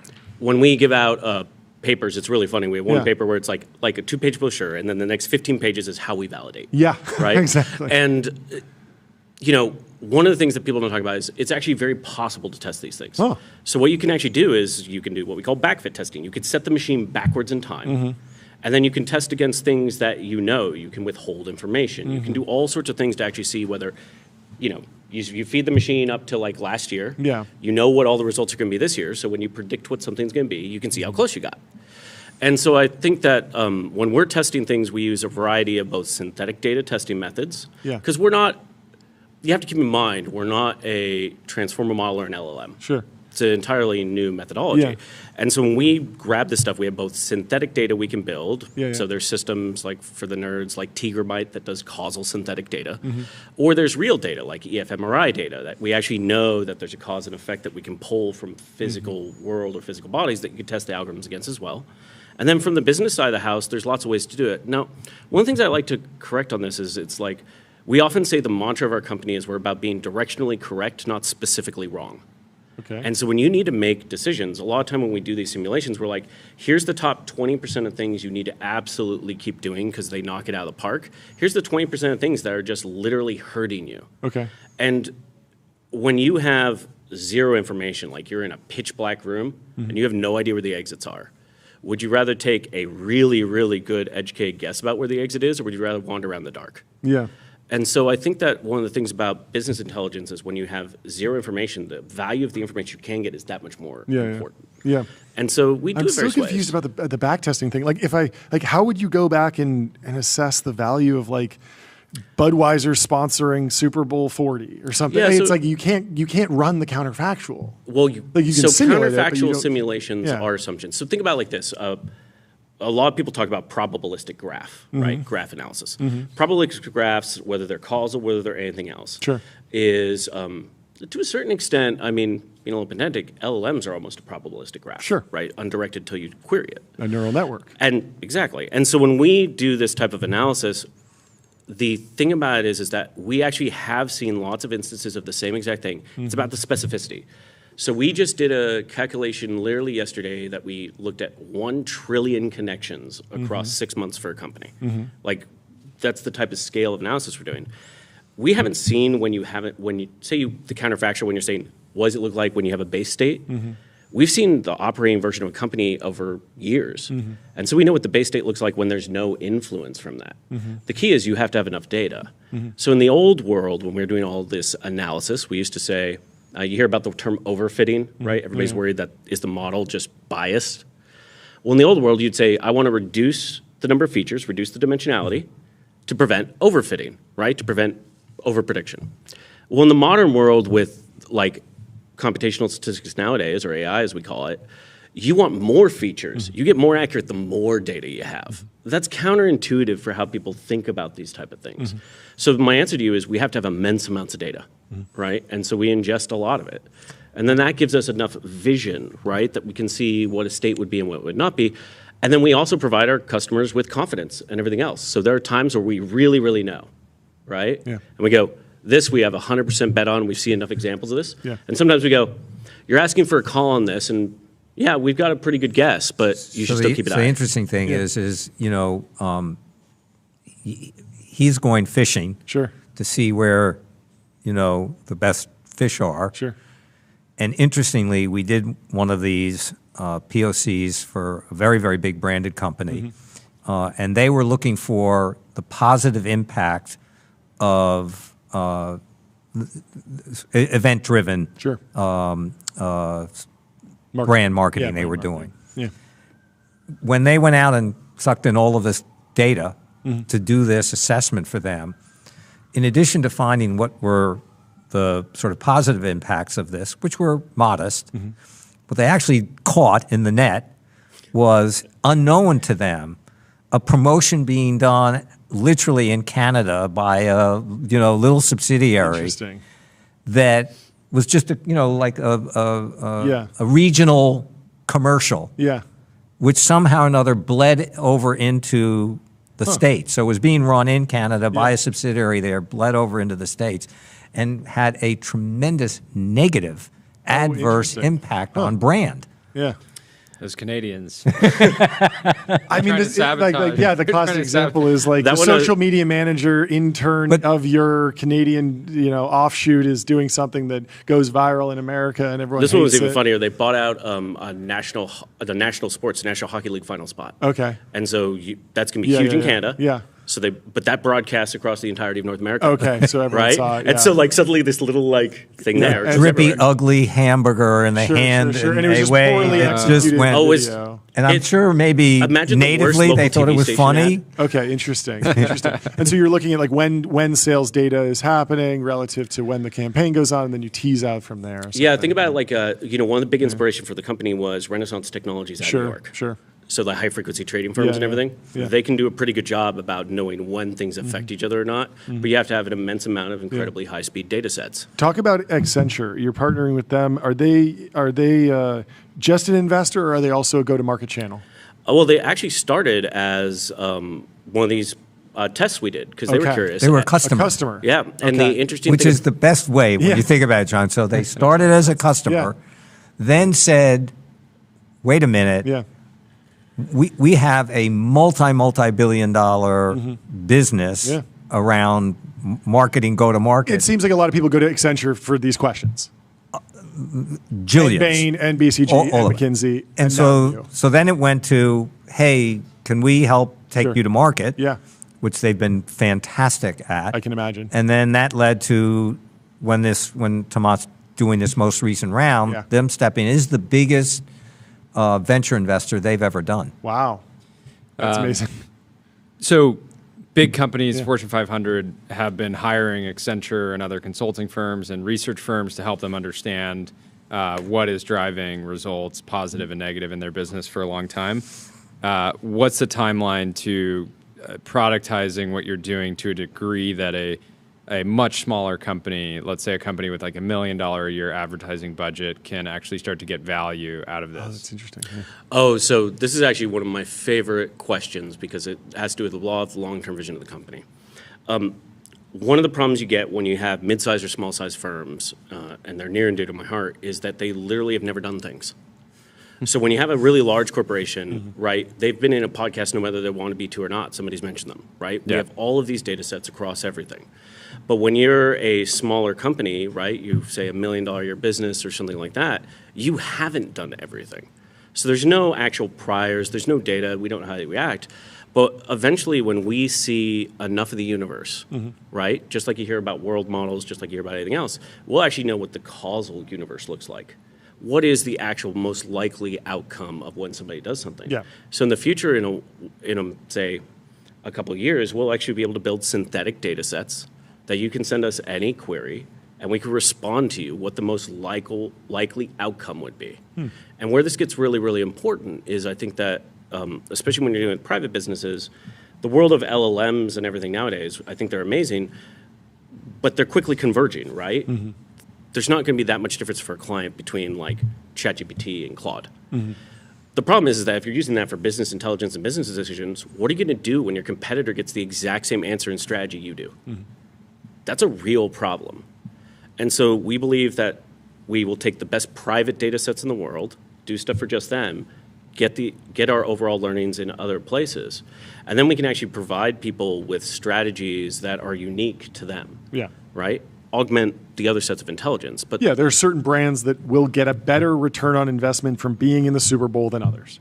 Like if you are a no-name brand and you just put up a 30-second spot in the Super Bowl, people are going to be like, your web server might crash, right? Like all sorts of things. Yeah, your web server you might not be ready for it, but also people might just be like, I'm not ready to learn about that, as opposed to I actually am in the market for beer right now, and thanks for showing me those Clydesdales. That makes sense. To kind of like talk to your question, like that is an absolute dream that I have, right? Of being able to level the playing field across that, but also provide because that's one of the advantages of these massive businesses. They can spend $20 million to figure out what's really working and then do a lot more of that, whereas a small firm is like kind of doing the vibes-based analysis. I started my career helping companies like advertise on YouTube channels and with podcasts, and they might run a $200,000 campaign, and there's some like direct attribution that they get either from a landing page or a code. But then they're like, wait, our conversion rate is just going up on the site generally. Totally. Is that being driven by changes that we made at the site level, changes that we made to the offer? Is it just overall lift from podcast advertising, or is it some other strategy entirely? And so the more you can bring like real business intelligence to small companies, the more they'll be able to actually compete against the big guys. And that makes me happy because everybody should have the level playing field, and whoever has the best strategy and product should do well, right? I think that it's important to note, as we kind of talk about this thing, we spent years building the signal processor for this thing. Mm-hmm. We had to figure out how to bring in all this unstructured and semi-structured data and be able to basically do Datadog for unstructured data first, before we could even try the causal thing. Mm-hmm. And so we have years of working on that, and that ingestion pipeline, that skill there is what allows us to do what you're talking about. You can't just be like, I'm going to slap a model on top of it, right? You actually have to be able to have a sensor that can actually understand every data feed. Mm-hmm. Have you found a company yet that Jeffrey can't get an intro to or directly connect you to the CEO? Like this guy. Imagine this. Oh, you want to meet this guy? Yeah, I'll give him a call right now. Here you ever want to not take a bet on something? That's one of the things I would not take a bet on, right? Jeffrey will find them. Yes. Hunt you down. Well, congratulations on the progress. Thank you so much for coming by the Ultra Dome. And good luck with the next phase, putting the capital to work. It's going to be an exciting time, and I'm excited to hear more of these case studies as they roll out. Yeah, I really appreciate it, both of you. Let us know when you're ready for your first podcast customer. We got we got to figure analysis that we want to do. I mean, we just do the vibe space analysis. We did a billboard. We did a billboard in New York. Being in the house, we did really well. We should just do it for fun. We should just do it for fun, anyways. Like, there's nothing more that I like than like looking at data sets. Yeah. We ran a billboard campaign in Manhattan. We ran exactly two billboards. We have no idea whether or not it worked. It seemed to work because people shared it a lot on social media. For $1 million, he could tell you. Well, we'll need to bargain that down. For you all, we could do some drinks. It'll be fun. Well, thanks so much for coming on the show. Congratulations on all the progress. And we will go back to our regular scheduled programming, and I will tell you about ADIO, Customer Relationship Magic, the AI native CRM that builds, scales, and grows your company to the next level. Buco Capital Bloke is also blackpilling on the timeline. It is a bloodbath in the markets. Nvidia's down 4%. Microsoft's Michael down Burry 1.5%. rage quit. Michael Burry rage quit. We need to talk about Michael Burry. I'm sure there's something in the stack. Let's go through some quick updates as we run through the show. This is cool. This is a white pill. Google DeepMind. SEMA 2, our most capable AI agent for virtual 3D worlds. Tyler, what's the deal with SEMA 2? Yeah, this is really cool. So this is it's like a general model that can basically play like any video game. Sure. Which is different because like you've seen a lot of like even early OpenAI, there was like Dota 2. This is amazing for me because I don't have any time to play any video games anymore since I have kids. And if with this agent, I could just tell it to go play the game, and then I could go have fun, and then describe the fun you had, and then I'll read it, and I'll get to fully experience and email the fun. it to me, and I'll have Nick read the email and summarize that to me in a text message. That would be my experience of the video game. No, seriously, what I actually want this for is I hate how modern video games, it takes 20 minutes to set up. Have you ever experienced this? It's like going through the tutorial. Remember when I made you play Halo? When I made you play Halo, it took like 10 minutes for you to actually get into the game, and then the actual game took you 5 minutes to play. And so there are a lot of times when I hear a new game, I'm like, I only have 20 minutes in my weekend to play this game. I want to jump straight into the action. I don't want any of the opening unskippable cutscenes. I don't want any of the tutorial, learn how to jump, learn how to crouch. I already know how to move. I know what the stick does. Don't tell me that. This is going to solve that for me, hopefully. Yeah, but this is actually, I think this is like one of the most interesting papers this year. Yes. A big part of it is it's general, so you can put in a new game and then it does like self-play essentially. Sure.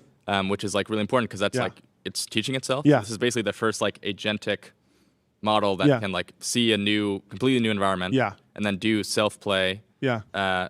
where it gets better. So I wonder how wild. I'd love to know how diverse the inputs are. Like, does it expect an Xbox controller's worth of inputs? Does it expect a keyboard's worth of inputs? Because that's more inputs that it would need to learn. That's fascinating. And then I wonder what happens if you start marrying it to generative world models in the future as those become games. Yeah. Like you have this weird like agent on simulated world. You're simulating both of these. That's very interesting.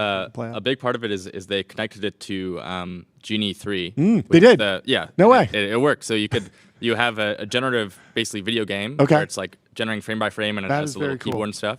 And then you have the generative agent that like learns what the world is and then actually plays it. So you see this like flywheel kind of starting very well. Whether you're going long or short, go to public.com, investing for those that take it seriously. They got multi-asset investing, industry-leading yields, and they're trusted by millions. They also acquired Alto big news. IRA, crypto IRA. Yes. You're now going to be able to hold digital assets in your retirement accounts all on public. Yes. They acquired Alto for $65 million. That got announced this morning. So great pickup from the public team.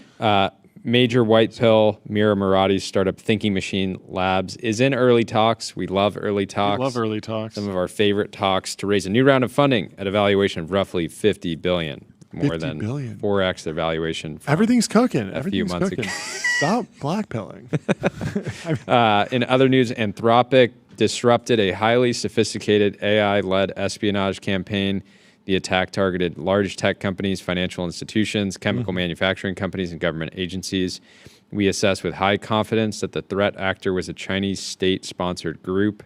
I guess they were using Claude, I think is... Yes. I think they were using Claude Code, actually. Weird. So they were vibe coding espionage. Yeah, it was pretty funny. I read through some of the blog post, and it was like some of the interactions of like the hackers, and it was like, this is what they were saying to the model. They're like, okay, good job, Claude, but I think this part is wrong.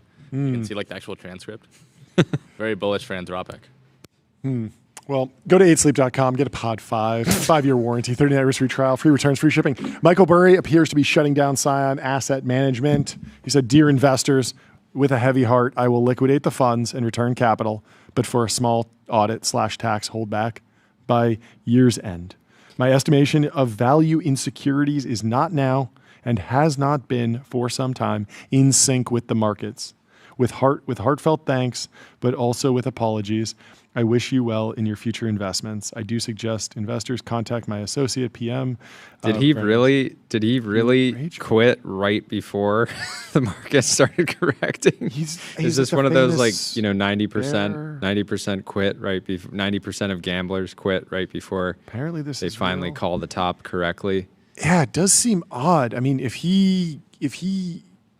there is a crash and he was going to be short, but he pulls out before like getting that short thesis to work and realizing the results of that, it really changes his legacy. It changes the meaning of that meme. It changes the meaning of the Michael Burry image, in my opinion. But we'll see. I mean, he might be out of step for years, and we might look back on this and say that it was great that he got out, and it was great that he didn't short the greatest bull market. His memory will live on through meme images from The Big Short. And through whatever he gets on his wrist.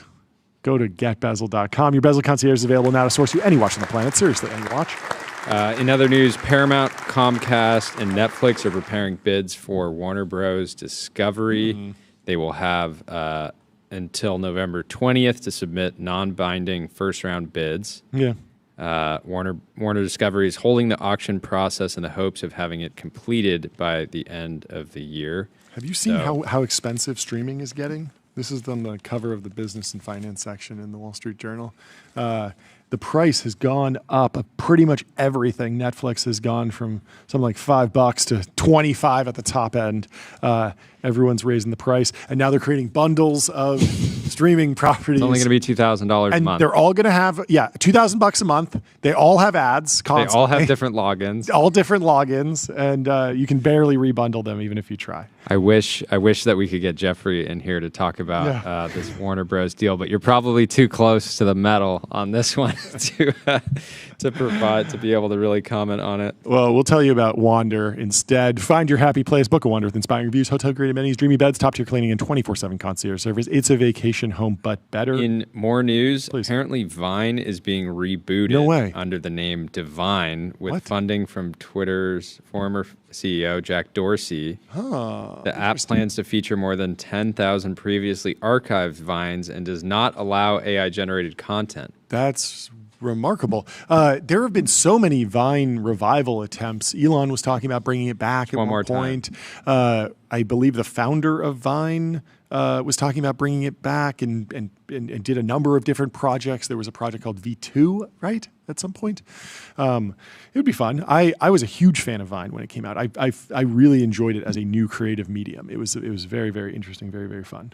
Let me tell you about AdQuick.com. Out-of-home advertising made easy and measurable. Say goodbye to the headaches of out-of-home advertising. Only AdQuick combines technology, out-of-home expertise, and data to enable efficient, seamless ad buying across the globe. What else? In other news, Strategy has gone below 1 NAV for the first time ever. Whoa, that meaning is crazy. That Sailor's BTC holdings are worth less than their total debt. How is that even possible? That seems very concerning.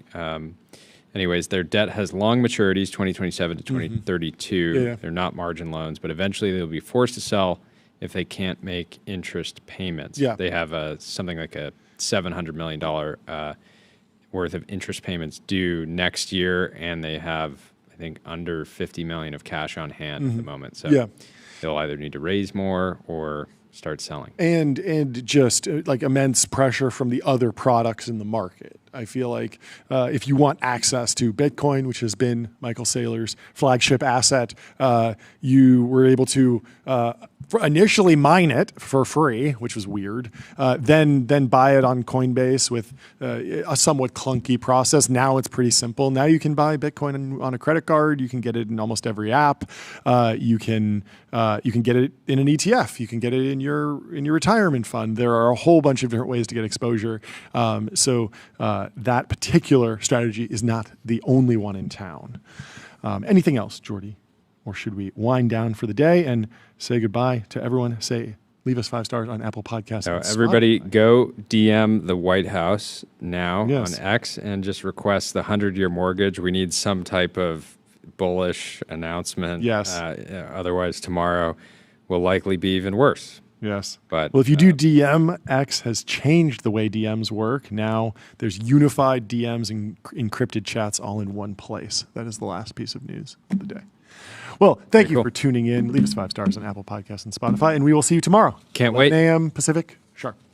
Goodbye. Cheers.